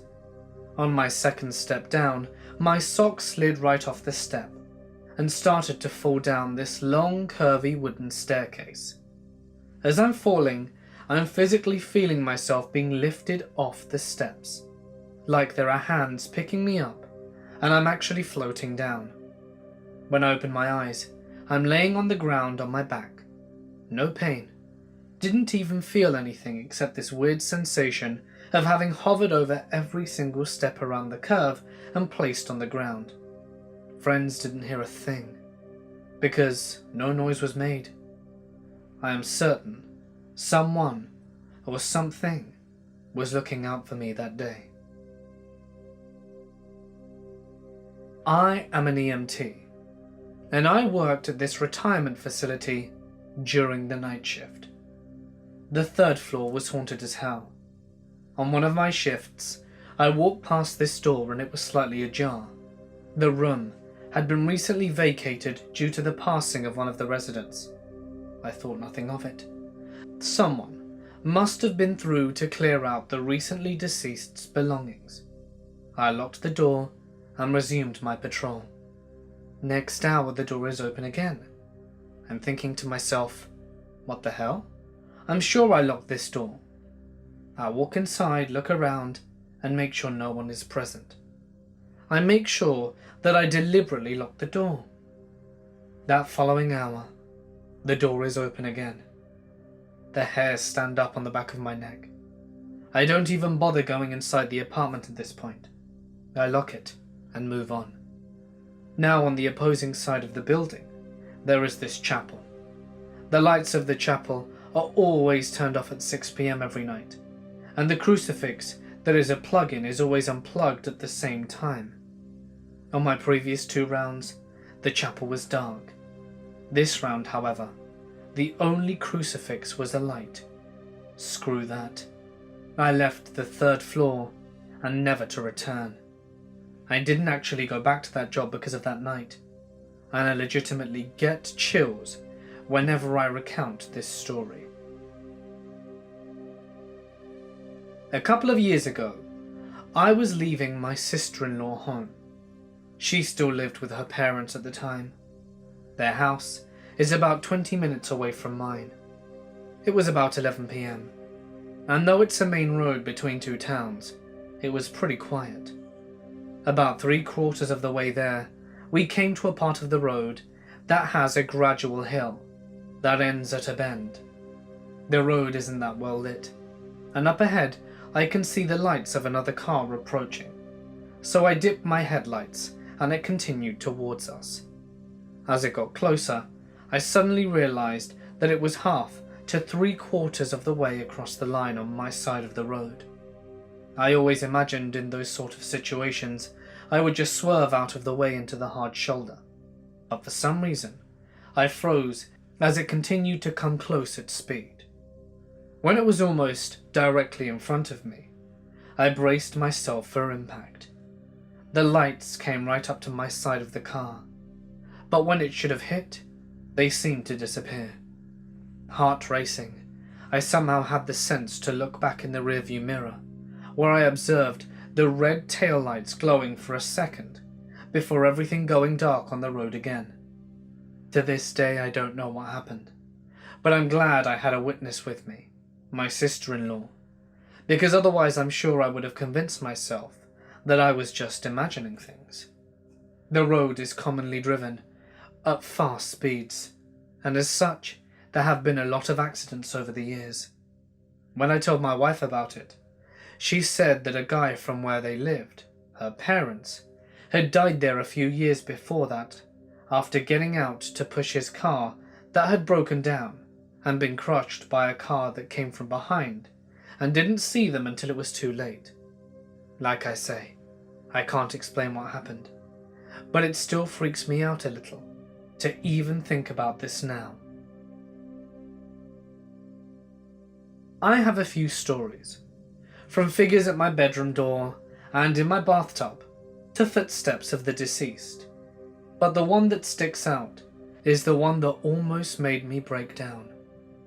I was in San Angelo, and the adults went drinking, because every 5 or so years when Dad comes home, it's party time. I was underage, so I got to babysit the sweetest 3-year-old boy, Timmy, and the 1-year-old, Jordan. Jordan was asleep, and me and Timmy were sitting out back on the porch swing talking. Suddenly he starts crying and points to the back door, which was wide open. Now, San Angelo is a very small place, the kind of place where you leave all your doors open. No big deal. But when Timmy said, in broken toddler speak, that someone was walking through the back door, I started to freak out. He took me by the hand and went inside. He walked me all the way to Jordan's room and just broke out into a terrible fit, saying in toddler speak, "Grandma, Grandma." Later, when the adults came home, they told me that Jordan's room and Timmy's hair smelt just like their recently deceased grandma. Apparently, Timmy had barely just started to realize she wasn't coming back, and I guess seeing her broke him down. My dad got a job in Charleston, and his boss put him up in his house. Apparently, the subdivision was built on old plantation lands. A lot of that city is thought to be haunted because of the slave trade. One time when he closed up the office, he felt someone was behind him. It got cold, and the hairs on the back of his head started to rise. He heard footsteps and saw a shadow descend on him and turned around ready to defend himself, but there was no one there. He said he didn't even lock the doors that night. Also, his air mattress used to deflate constantly, not from some hole, but because the cap was unscrewed each time. He even tried to tape it to no avail. Also, a friend of my parents had to have his house cleansed, because he would be fondled at night by something that wasn't there. He'd wake up with bruises and hand marks on his legs and privates. Pretty sure it was sexual in nature, which creeped him out even more. His wife corroborated the story with them, and after the cleansing and moving, they didn't have any problems anymore. Back in middle school, I was with my friend at his grandma's house. We were in the basement in his room. I was sitting on the bed, and he was sitting on the floor looking at the TV, playing Xbox. This was back when people still had home phones. This phone was one of those cordless ones. He had it on the headboard of his bed. It was one of those headboards that had a shelf. For some reason, it flew off the charging dock it was in, and flew all the way across the other side of the room, without anyone touching it. Me and him were the only two people in his tiny bedroom. No one believes us to this day. We still wonder how it happened. I always had a funny feeling at that house. It always gave me the creeps. A couple of years ago, my girlfriend and her sister Sydney and her father were out for dinner. My girlfriend mentioned that she had seen a ghost in their house the other day. We don't know if it actually is a ghost, and anyway, she said that she had been seeing the ghost for a few years now, and always in the same spot, in the corner of the living room behind the TV. It is just a black figure, almost human-like, but not exactly, with gigantic yellow eyes that are wide open. It has no features except for a huge circular mouth with red lips surrounding it. This time, seeing the ghost had particularly scared her, because it was more in the centre of the living room than usual. Sydney looks up and says, "Oh, that? I've seen that. I see it in the kitchen though, and in the basement. It just stands perfectly still and watches me at night." Sydney then proceeds to tell us about the time when she was sleeping in her room. She woke up in the middle of the night, and when she opened her eyes, she saw her maths teacher standing in the corner of her room. She was so scared, all she could do was stare and wouldn't move. Eventually, the sun started coming up, and she somehow fell asleep. When she woke up, her maths teacher was gone. The house used to be where a cult lived before they had moved in. I don't know much about the cult at all, but I do know that before they bought the house, all of the walls and ceilings were painted black, and I absolutely hated it there. My boyfriend lives in a Civil War era plantation on a huge farm. The place had a weird vibe to it. None of the animals will come upstairs. If you bring them up, they'll start shaking and dart back down. My boyfriend won't even go into one of the bedrooms. Slave shackles are still hanging up in the basement. The place has apparently been pretty dormant as far as paranormal activity goes for the past year. I've had a few odd experiences. My boyfriend says that it always gets more active around the holidays though. In November, right before Thanksgiving, I was staying the night with him. I was about to fall asleep, and I heard something outside. At first, I thought it was the pack of coyotes that roam around the back of the farm. But then I heard it again, a few seconds after the first time, and it was definitely not a coyote. I immediately woke up and was aware of my surroundings, and I heard it again. It was a woman outside calling for John. She sounded so panicked and distressed. I heard her call a few more times, and I could hear the voice moving around the yard. I was creeped out, but I cuddled up to my boyfriend and went back to bed and told my boyfriend about it in the morning. He said that was a new one. Fast forward to exactly a month from my experience. I wake up, and the first thing out of my boyfriend's mouth is, "Remember a few weeks ago when you heard a woman calling for someone?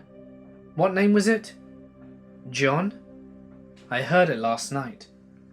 I set a reminder on my phone for the next month, but nothing happened. Really eerie.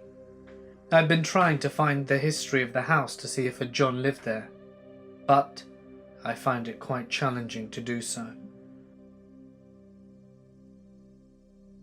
Every now and then, my friend would sleep over at his grandparents' house, just to spend a little bit of quality time with them throughout the busy school year. One night, my friend was having trouble sleeping, so he was in and out of sleep throughout the night. One night, he awoke in the middle of the night to see a chubby little child standing in the corner of the room, looking at him. At this point, he thought he was dreaming, or just seeing things, so went back to sleep, not really freaking out too much. Fast forward to about a week later. My friend has a family dinner, and his cousin is present. He approached his cousin to tell him the story about what he saw when he was at the grandparents' house. Following telling him this, his cousin started shaking a bit, and immediately asked him if he was screwing with him, and that it wasn't funny. My friend replied no, and asked why. His cousin saw the exact same thing as a kid, when he slept over at his grandparents' house months before, but thought it was just him seeing things. They both freaked out, teared up a little bit, and didn't finish dinner. Pretty much screwed with my head for a bit after hearing this. When I was 11, I lived in New York, but it was the last day before we moved. My brother and I shared a room, and we decided to have some friends over to spend the last night we were going to be living there. Later that night, we were laying in our bed. My brother and I also shared a bed, with our friends vertically, so that we could all fit. The TV was right in front of us, with the door cracked to the left of it. To the right was our toy bin filled with Nerf guns, and a window right above it. These are all important later in the story. Around 1 or 2 a.m, we heard a noise that's very difficult to describe from the hallway, outside the half-cracked door. The best way to describe it would be a loud noise, with a sort of bass. It was like nothing any of us had ever heard before, and we could all tell there was something strange happening by the expressions on our faces. About 30 seconds later, the TV shut off, the door slammed, and the window shut. We had it open because the house was very hot, and all of this occurred at the same time. My brother instantly hid under his sleeping bag out of pure fear, and it was almost like he was in a state of shock. He was clenching his eyes shut, and wouldn't respond to any of us, no matter how much I shook him, and tried to get his eyes open. My first reaction was to go to him, because he was my older brother, and I was seriously freaked out. This is when people think my paranormal experience is fake, but I can't say I blame them. It sounds like something from a cheesy, scary movie. Anyway, we had a box of cookies beside our bed to snack on for our all-nighter, and I left an open package near my feet at the end of the bed because I was full. Soon we were being pelted by cookies, so I picked up a cookie that hit me in the blanket and bit into it. It tasted like an ordinary cookie. And soon we noticed it wasn't cookies being thrown anymore. It was the Nerf shotgun shells and new Nerf darts from our toy bin full of Nerf guns. These weren't thrown for long. The last thing thrown was the TV remote, which was aimed at me. It hit the blanket, and I was holding my eyes shut because I was so scared. Eventually, one of our friends rolled off the bed and turned the light on, and everything stopped instantly. We don't know who was throwing any of that stuff. Several things have happened to me, but there are two that really stick out, both occurring in my current house. I was about 12 and had a dirty habit of not closing my closet door. My mum would say to me, "You better close it. Grandma used to say things would enter if you don't." I brushed it off and never bothered to shut the door. One night, I had a sleepover with a bunch of friends, and we were all sprawled around my room. I let my friends and cousin have my bed, and I was sleeping on a mattress that was against my room door, which was closed in the middle of the night. I woke up and saw a tall man enter my closet. I thought it was my dad, until I realized that the position I was sleeping in didn't allow anyone else to enter my room, as the door could not be opened. The second story. I was a bit older this time, perhaps 15 or 16. It was after school, and I was lying on my bed doing some homework. I could see out of the corner of my eye that someone was standing at my door watching me. It wasn't just a shadow. I could literally see a person there. I looked up, and it was gone. Once again, I thought it was my dad, who was just come home early and who'd been checking in on me. Not 5 seconds later, though, I heard a crashing coming from the kitchen. It sounded like all the pots and pans had just fallen onto the floor, and they were being smashed around.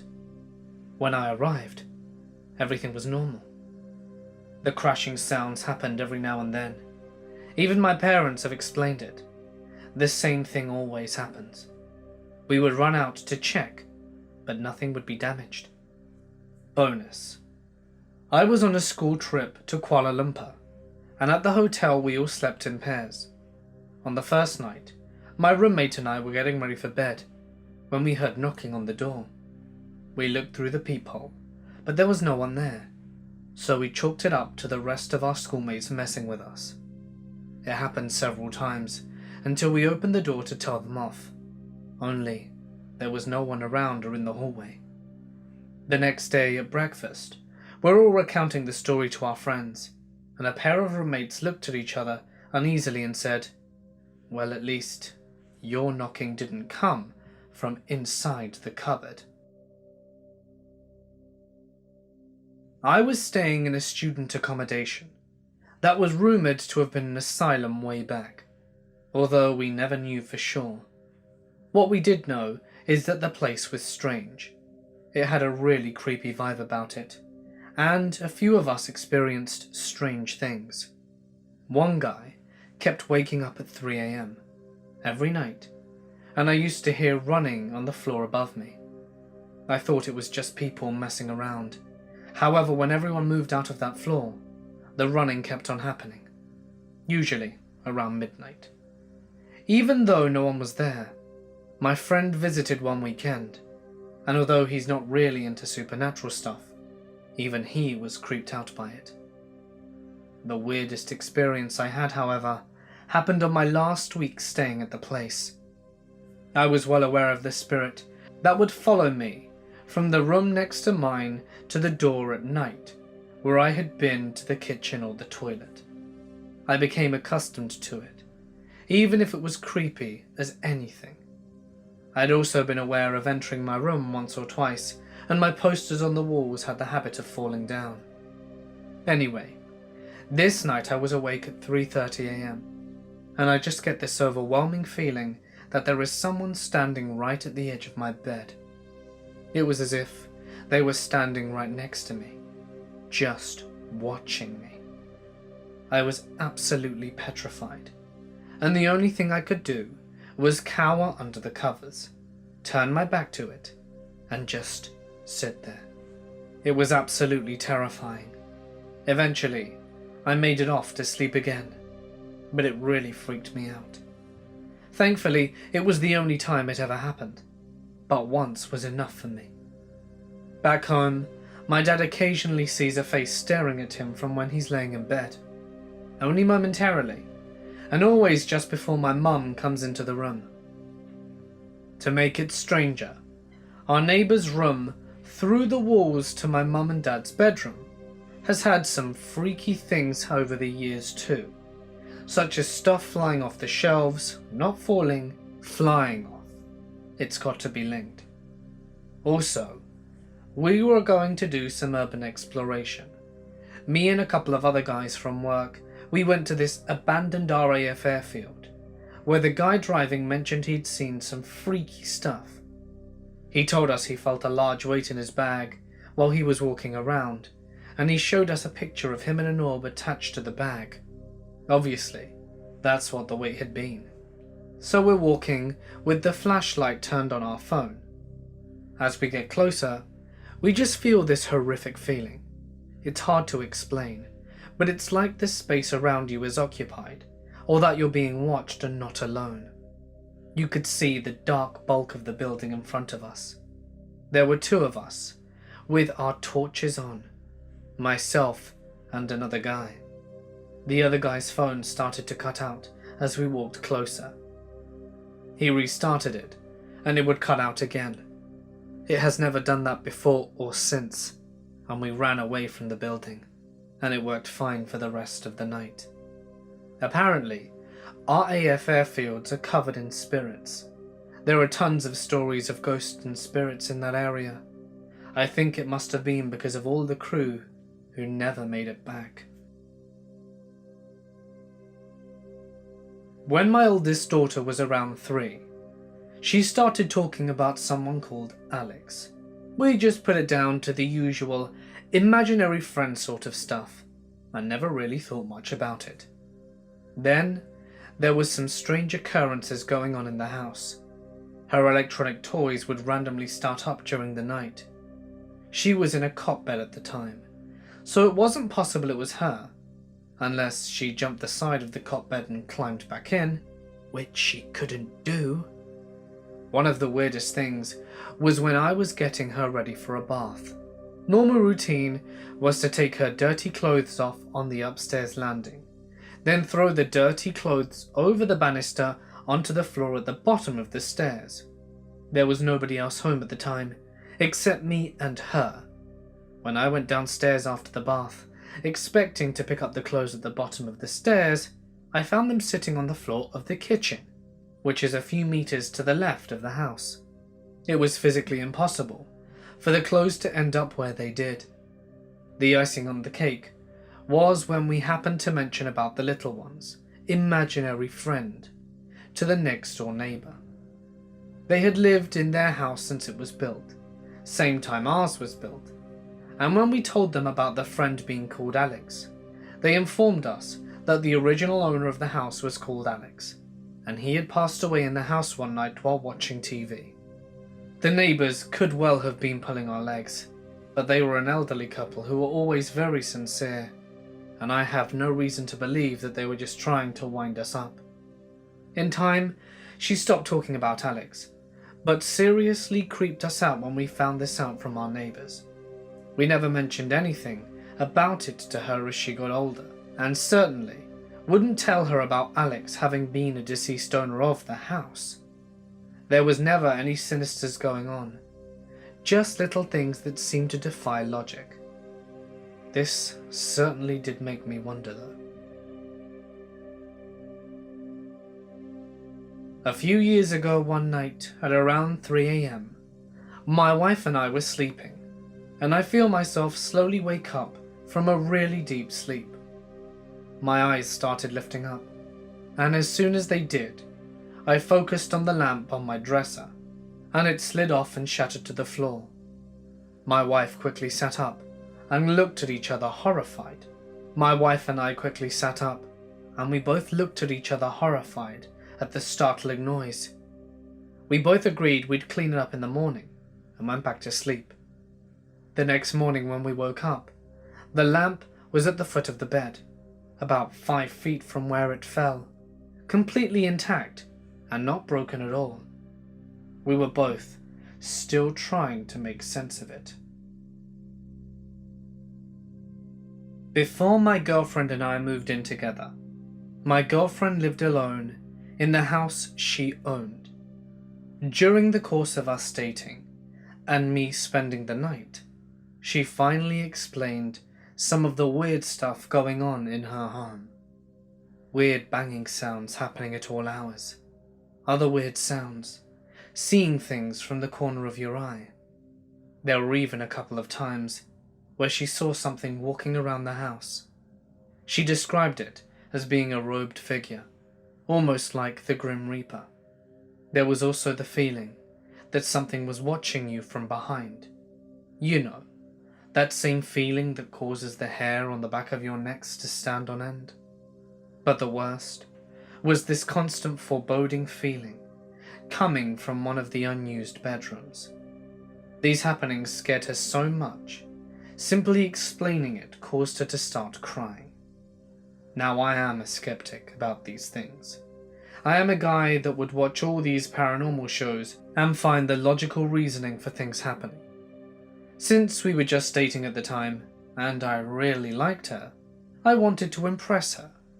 I wanted to show her my bravado and lack of fear for the thing in the room.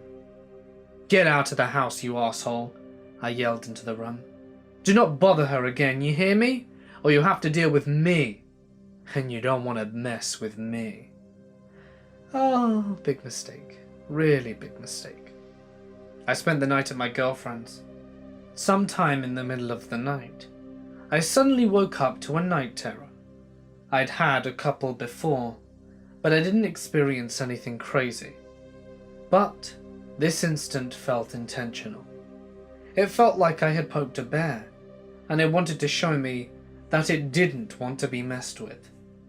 I woke up to being paralyzed, heart throbbing, being able to see and hear what was around you.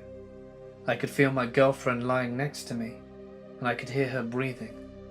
That wasn't the scary part though.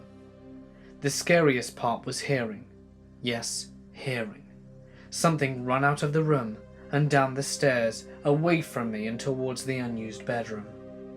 I could hear it make its way through the house. It's a small house, but whatever. I desperately tried to get out of this night terror. I tried telling myself it was a dream. I tried praying. I desperately tried calling out my girlfriend's name. I knew it was a night terror, but even still, couldn't get it out. Every time before, I could get out of a night terror by reminding myself what it was. She somehow heard my whisper calls and woke me up. I didn't go back to sleep that night. Both my grandfather and my grandmother have told me this story in almost the exact same way. Neither of them know the other has told me, so I tend to believe them. My grandfather had 2 sisters who were twins. He was only 2 years older. As teenagers, just for grins, they decided to make a pact. They each promised one another that the first one to die out of the 3 of them would try to make contact with the other 2 remaining siblings just to see if the afterlife was real. Some 30 years later, one of my grandfather's sisters dies in a car wreck, and about a year later, my grandfather says he would receive a phone call from his remaining sister. This was just her checking in and catching up. What was weird about this was that my grandfather owned one of those really old-timey telephones, where you pretty much speak into a box on the wall and hold the earpiece to your ear. He told me that this was only when his still-alive sister would call him. He would round the corner of the house on the way to pick up the ringing phone, only for it to stop ringing and for him to see the earpiece dangling by the cord. The only time this happened was when his only remaining sister would call him. Creepy stuff, man. My grandparents live in a large house in a really, really small town in Mexico. Their house is really big. It has a room that is isolated from the rest of the house. It has really small windows, so it's always dark and cold. Anyway, my aunt and uncle lived in another city and often visited my grandparents. They always stayed in that room. My cousin, 3 years old at the time, stayed with them.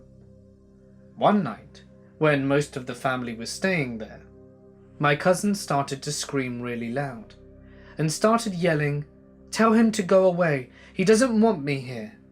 Her parents managed to calm her down after taking her to another room. She said she had seen a little kid and that he was really scary. Everyone dismissed it as something a little kid made up. About 3 years later, my grandma's sister also visited and stayed in that room. The next morning, after staying in the room, she told my grandma that she hadn't been able to sleep, that the little crying kid kept waking her. My grandparents asked her where she had heard the kid, and she said, in the far right corner of the room. The first incident with my cousin was 15 years ago. The one with my grandma's sister was around 12. And 6 years ago, my aunt also heard the crying in the room. She was unaware of the other incidents, and obviously freaked out. I have never had anything happen to me, or heard anything in the room. But about a month ago, my cousin brought her 1-year-old daughter to my grandparents' house. She is starting to walk and understand a few words, and I love to keep her entertained and play with her while my cousin eats or whatever. So the little tyke was walking with me holding her hand. She starts walking towards the room, and I remember what happened there before. She goes in, and just to be funny I ask her if she wanted to play with the little kid in the room. She started walking towards the far right corner. She started pointing towards the corner, and as soon as we got to it, started crying. It was at that moment that I picked her up and bolted from the room. I haven't been back there since, and I am still scared to go near it. So my dad and my pregnant stepsister were at the house when my stepsister's friend and 3-year-old son came over. The boy went off and started playing. They heard him laughing and giggling to himself, so they went over and asked him who he was talking to. He replied, "Shema." Everyone was just confused and went on with their day. Later, he keeps doing it and came back and said that he was playing with Shema again. My dad got curious and asked him who Shema was. The boy walked up to my stepsister and pointed at her and said, "Shema, kettle." Now the weird part. My stepsister's name is Cheyenne, and her mum's name is Gretel, like Hansel and Gretel. Gretel passed away in September 2014, and this was roughly the start of 2015. So the little boy was supposedly playing around with the ghost of my stepmom. One of my favourite stories would have to be the spirits in my former friend's house. There were 2 shadowy figures in the hallway, and 2 bad spirits upstairs. One day, me, my friend, her mum, and her grandma are all sitting at the back room of the house next to the staircase. My friend was 6 months pregnant at the time, and she went off to use the bathroom. Her grandma went outside to smoke a cigarette, and me and her mum are sitting there talking when we start hearing the sound of a music box slash baby mobile slash lullaby toy coming from upstairs. There was nothing upstairs at the time, except my friend's brother's bed and clothes. At night, me and my friend's mum would sit up and watch the two shadow men walk up and down the hallway. They'd walk out of the bathroom, which I never went alone into because things would fly off the shelves at me, and cross the hall into my friend's dad's room, and they'd stand at the end of the bed and watch over him whilst he slept. If he was drunk and high, they'd shake their heads, and you could feel their sadness. One night, we heard someone whispering in the dining room, and of course no one but me and my friend were there. We grabbed our shoes and keys and hauled ass out of there. I lived in a weird house as a kid, which resulted in chairs being moved into other rooms when I was the only one home, kitchen cupboards opening late at night when no one else was awake, and I could be sitting on the computer in a lit room at night and watch as black clouds would float through a closed door and sit suspended in the air across the room from me. I heard footsteps that would walk outside my door and loud breathing. I was so terrified as a child that I ended up sleeping with my music playing so I could tune out the noises. I still to this day can't sleep without music, and I probably have convinced myself that most of it wasn't real as I aged, if I wasn't certain that something was happening. It was around 11 AM in the morning, and my younger brother and I were waiting at home while my mother was out doing jobs. We were waiting for her to come back to pick us up, so we were sitting by the front window watching for cars. And then we heard the radio play from my brother's room. We both didn't understand why it was on all of a sudden, so we walked up to my brother's room. My brother hid behind me, and I had to walk into the room first, and the second I crossed the threshold, it went silent. On closer inspection, it wasn't plugged in, and there were no batteries in the back of it. There was no logical explanation for it playing, and my brother, a young boy, had a bunch of Matchbox cars and an old car playmat, and my brother, a young boy that had a bunch of Matchbox cars and an old car playmat, swore and declared he had parked the cars neatly on it in lines. But when I went in there, the cars were thrown all over the room. Luckily, we moved out that house, but my brother and I still remember the radio saga clearly to this day, and it's pretty much the only reason I know I wasn't completely crazy as a kid. I lived in one particular house a few years ago, where we always suspected there was some sort of supernatural activity going on. We'd leave items in places, then come back to find them gone.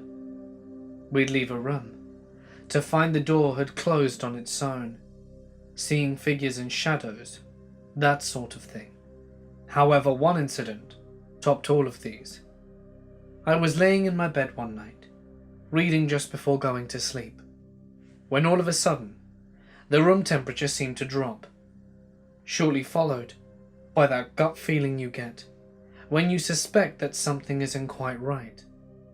Curious as to why this happened all of a sudden, I lifted my head to scan the room to see what was up, only to encounter a large black hole situated at the foot of my bed, hanging slightly ajar from the far wall. I had no idea what the hell this thing was. I can only describe it as an absence of anything, like there was nothing there. It felt so cold and truly evil. Thankfully, not being completely paralyzed by fear, I remembered reading somewhere once that ghosts, spirits and whatever else can only mess with you if you invite them in. So I yelled at this thing to go away and that it wasn't welcome, as well as a whole bunch of other rude expellatives. After a while, the thing converged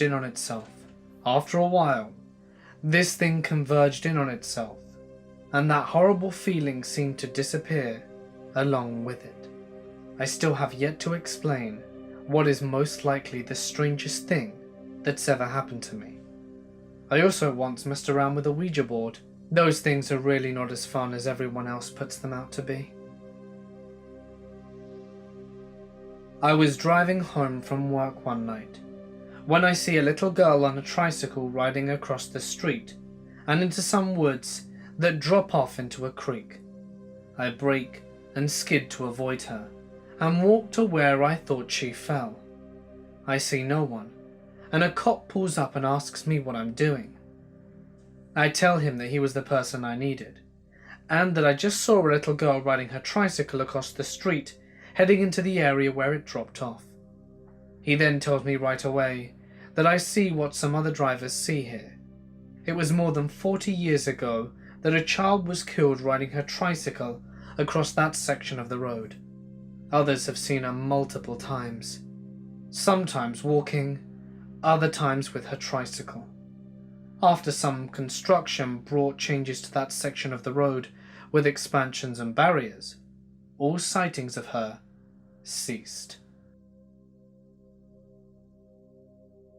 I used to live in a house that backs up to a big public open space where there are all hiking trails, lots of joggers, and people walking their dogs.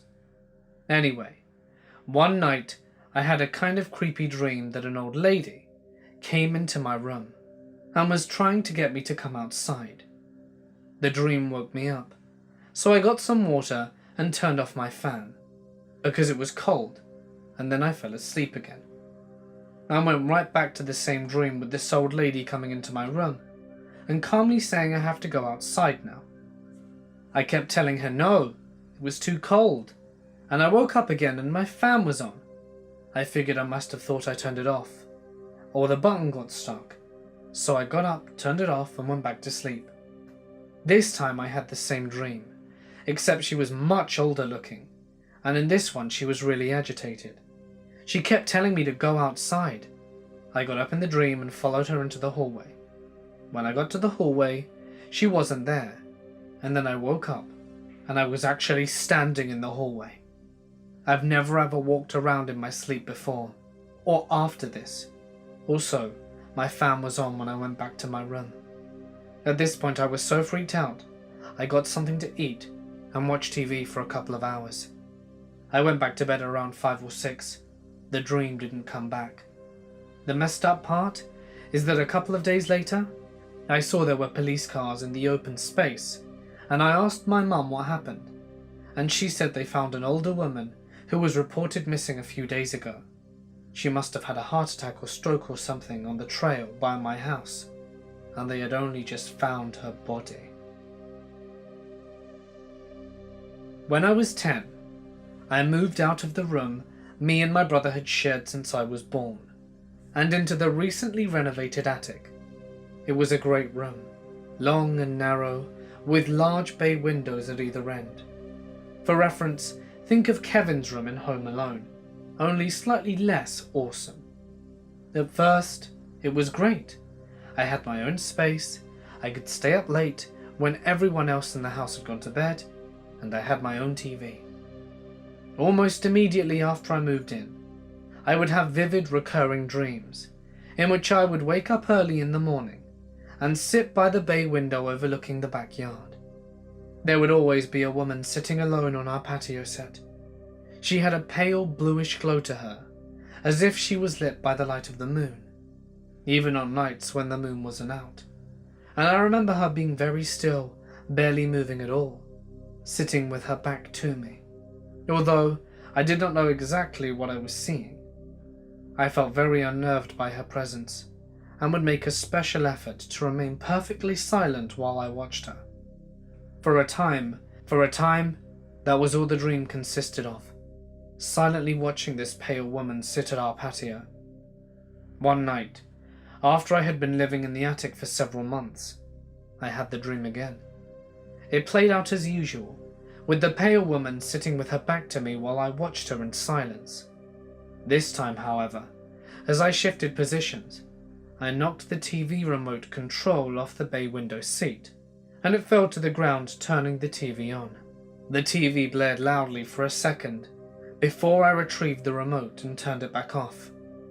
When I looked back down the bay window to the patio, the woman was no longer turned away from me, but standing and looking up. I'd never seen her face before, and it was horrifying.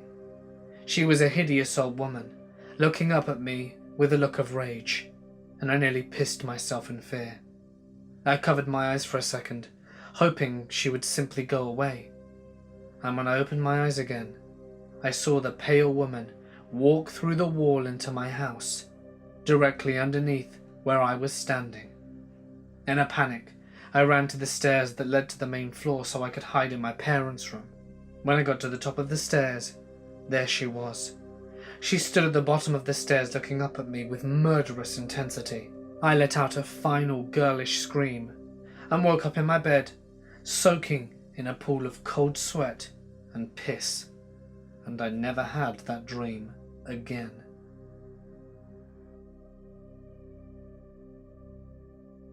I'll give you a bit of backstory first. When my mother was 13, her grandfather was walking in front of his house when he had a massive heart attack and ended up dying in the front of the local fire station. Go forward about 15 years later, when her grandmother was hit hard with Alzheimer's, and she died 3 weeks later, with her sons, grandchildren, and great-grandchildren all around her. My parents, brother and I have lived in my great-grandparents' house since '98, and when I was 16 or so, I saw a ghostly woman in her wedding dress walk through our kitchen and then phase through our back door. I, of course, freak out and ask both my mother and brother if they had just seen what I saw. Of course, they didn't see anything. And when I look up to the top right corner of our living room, I saw the wedding day picture of my great-grandparents smiling at me. I'm basically panicking at this point, but proceed to push it into the back of my head. Later that day, when my father gets home from work, I begin to walk upstairs when I notice a 6'1" shadow pop up behind me. Being nervous, I look back again, and it was nowhere to be found. So, I quickly ran upstairs, put the clothes away, and run back downstairs. When getting into the living room, I asked my father if he'd gone to the restroom, seeing how he is 6'1", and he tells me no, which made me panic some more. I tried to fall asleep that night, but I feel as if I'm being watched. 3 weeks later, my parents and brother went to bed, and I was sitting in the kitchen playing some Skyrim on my laptop when I felt a cold wind on my back. I of course turned to see what is occurring, when I see a shadowy hand appear across the back room light, which led me to saying, of course there's a ghost in my back room. Why wouldn't there be? I of course go back there to check, to see if my father had snuck in for some reason, but nobody was there to greet me. The supernatural activity stops, and after that, about 3 years later, on March 25th, I was doing laundry in the back room, and as I unloaded the dryer, with my ear to the window, I could hear a female voice whisper into my ear, which made me run out of there as fast as I could. Needless to say, my great-grandparents are still lingering in my house, and I'm sure they will be for years to come.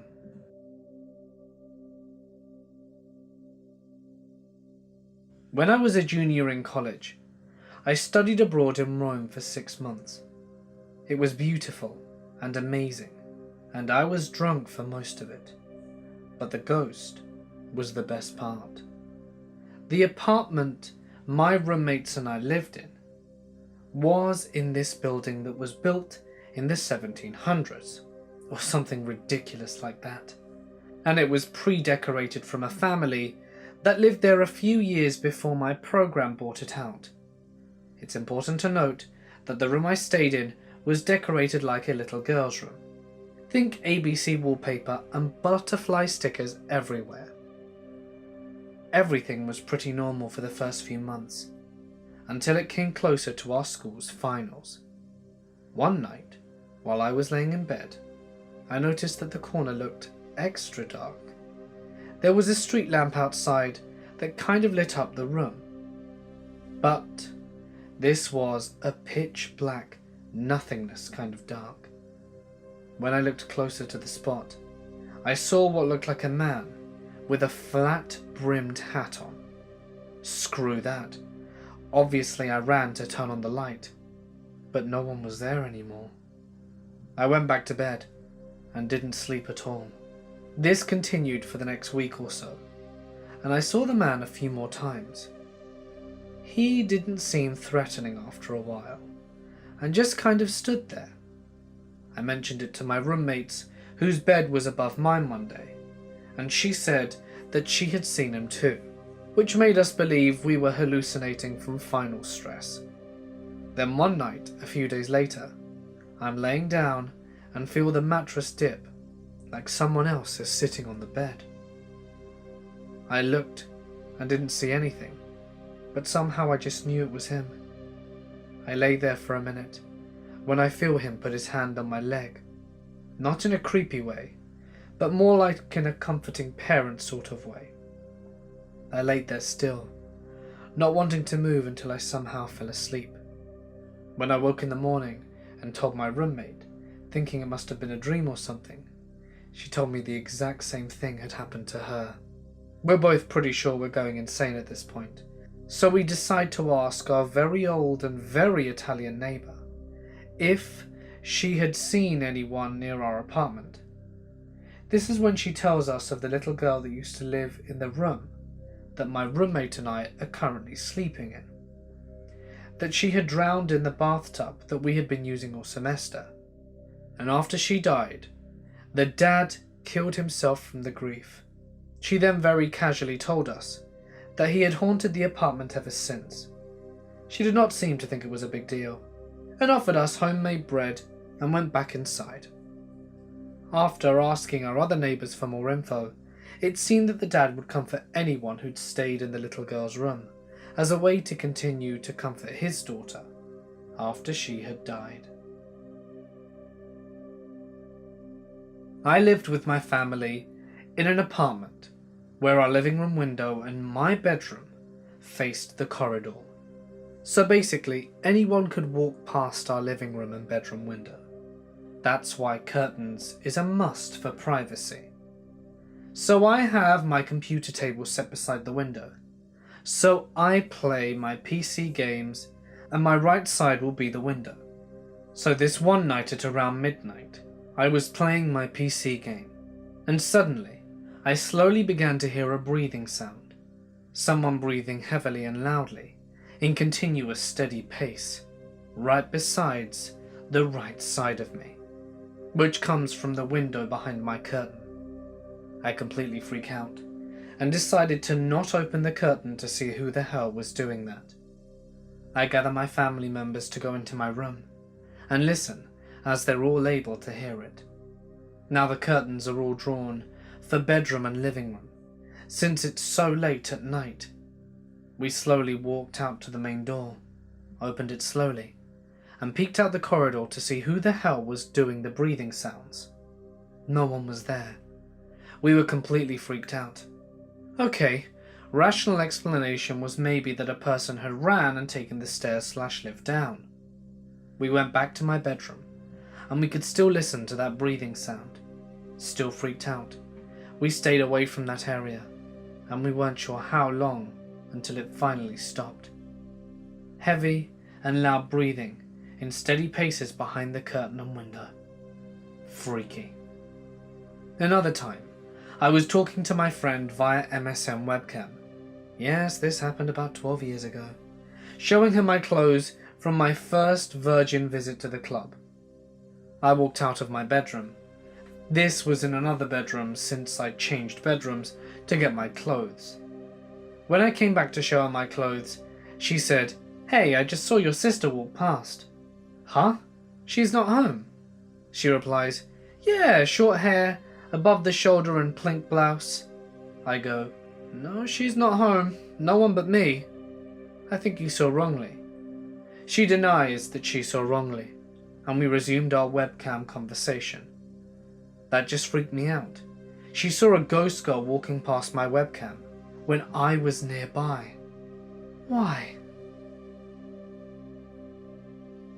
Well, I never had a haunted house, but the street I grew up on was cursed. Everyone on the street built their houses new there, so it was a new development.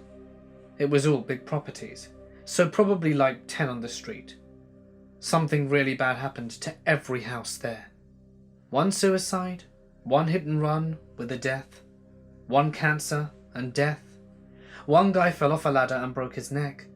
One kid, 18, was declared mentally insane. There was even more crap that happened, but I can't remember the specifics. One bad thing happened per house, and our house got off light, i.e. no one died or became paralyzed. Our dad became abusive to my mum and older siblings, and it destroyed our family. My mum and us kids moved away, and the next people who moved into our house built a big garage/shed, and then their teenage son hung himself in it about a year later. We found out later on that an Aboriginal elder, as this is in Australia, found rock markings warning to stay away from the area, as there were very bad spirits there.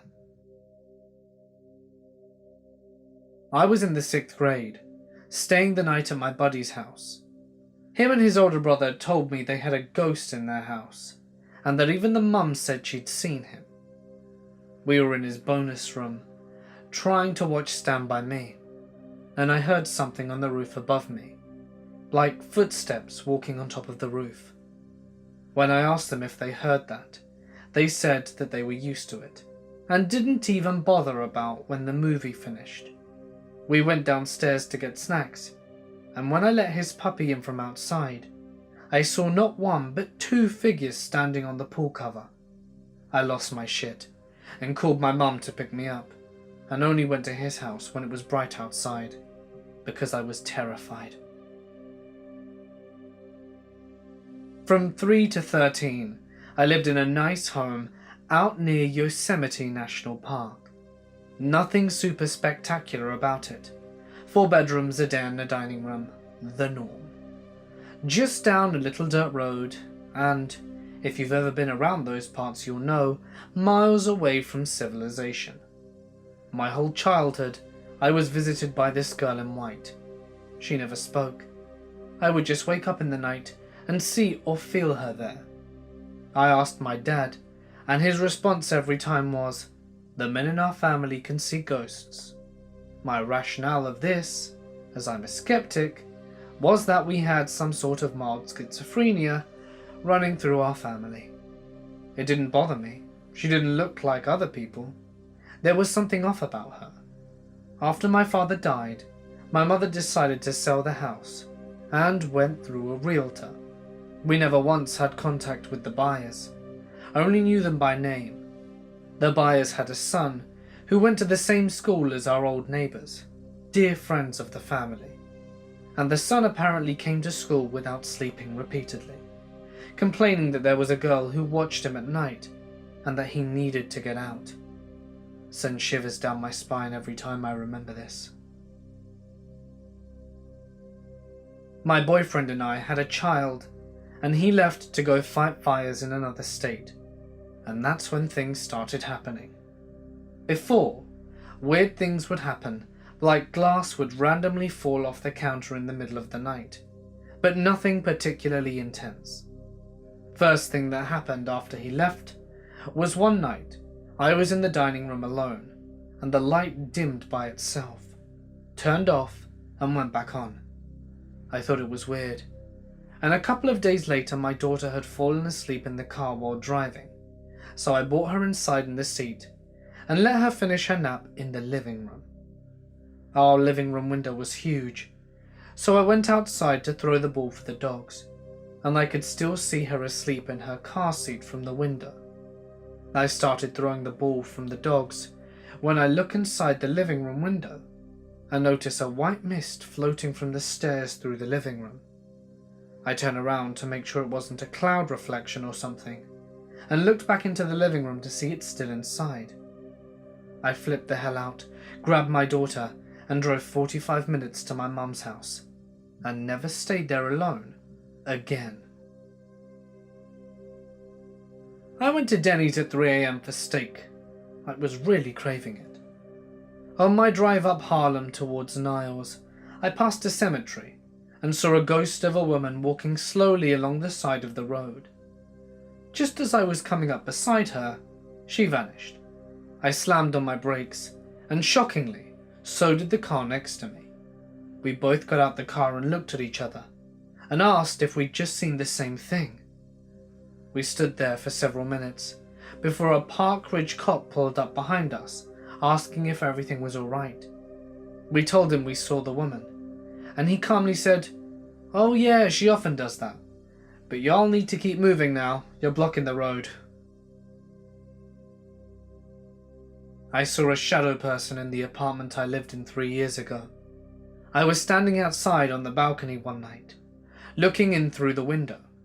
From there, I could see the kitchen and a small hallway, where the bathroom was, and the door to the bedroom. The kitchen lights were on, but there were no lights in the hallway, so it was a bit dim. I was waiting for my then boyfriend to come out of the bathroom, because I wanted to tell him something. I looked down and adjusted my shirt for about 5 seconds, and when I look up, I saw him walk into the bedroom. So I opened up the balcony door to call him over, just when the bathroom door opens and he came out. I stood there in silence, wondering who or what I'd just seen seconds ago. I went inside and quickly walked into the bedroom, expecting to see an intruder hiding in there, but it was empty. I clearly saw a man walk in there, or more like the silhouette of a man, considering the dim light, and it took me about 20 minutes to be able to tell my boyfriend. The following nights, I tried to replicate the scene, but I never saw anything that even came close to that again. I never believed in ghosts. I still don't know what to believe. But I can tell you what happened in Newton. I moved into my friend's apartment. He explained to me that there's a whole 3rd floor that was unused. I was like, oh great, this is a sweet deal. Cheap rent, whole floor, plenty of space. After the first week, nothing was really unusual. Though when the house settled, the closet door would pop open in the room next to me. This would only happen 2 to 3 times a week. The wood floors were very creaky, but all in all, the place got plenty of sunlight.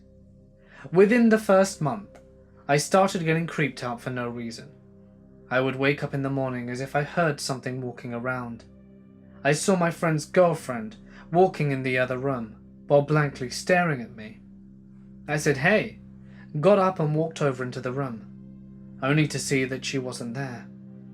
Funny, I thought. Maybe I was partly dreaming, having just woken up or something.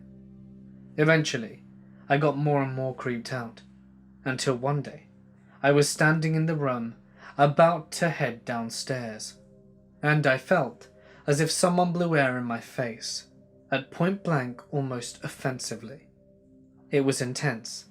My hair stood on end, and I calmly walked downstairs, and my friend's girlfriend asked me what was wrong.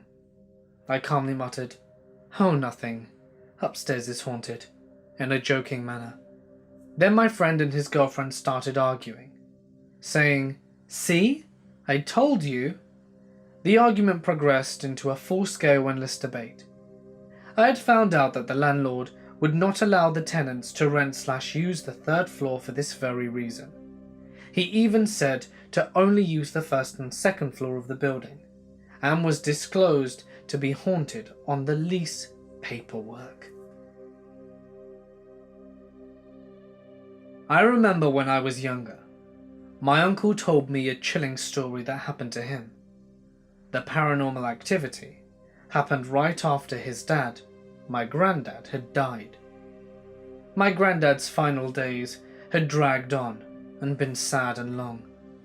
He was in his bed at the end for weeks, and he was very ill. One day, he just didn't wake up anymore. And although we all thought he was resting in peace, we were wrong. That's when unusual things began for my uncle. The night my grandfather died, he began to hear strange noises, as his room was directly next to my granddad's. The noises sounded like scratches against the walls. He would wake up, warily enter the room, and check if a stray cat or strange animal had entered. But when he went to look, nothing. These strange noises persisted for a week, but he didn't feel like telling anyone because he was afraid. But one day, when he fell asleep, he had a dream of what felt like a vision of a person holding his hand and leading him to a wardrobe in his father's room. It was a dark, creepy dream that made him uncomfortable. In the morning he went to the wardrobe, and all that he found were his father's old clothes. He couldn't understand what he was looking for, if anything, but he felt uneasy.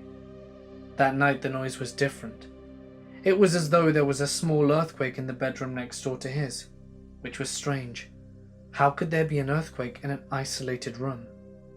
We're used to earthquakes, they happen a lot in Colombia, and it was dark and somewhat slightly chilling, and he had a strong feeling that he should check.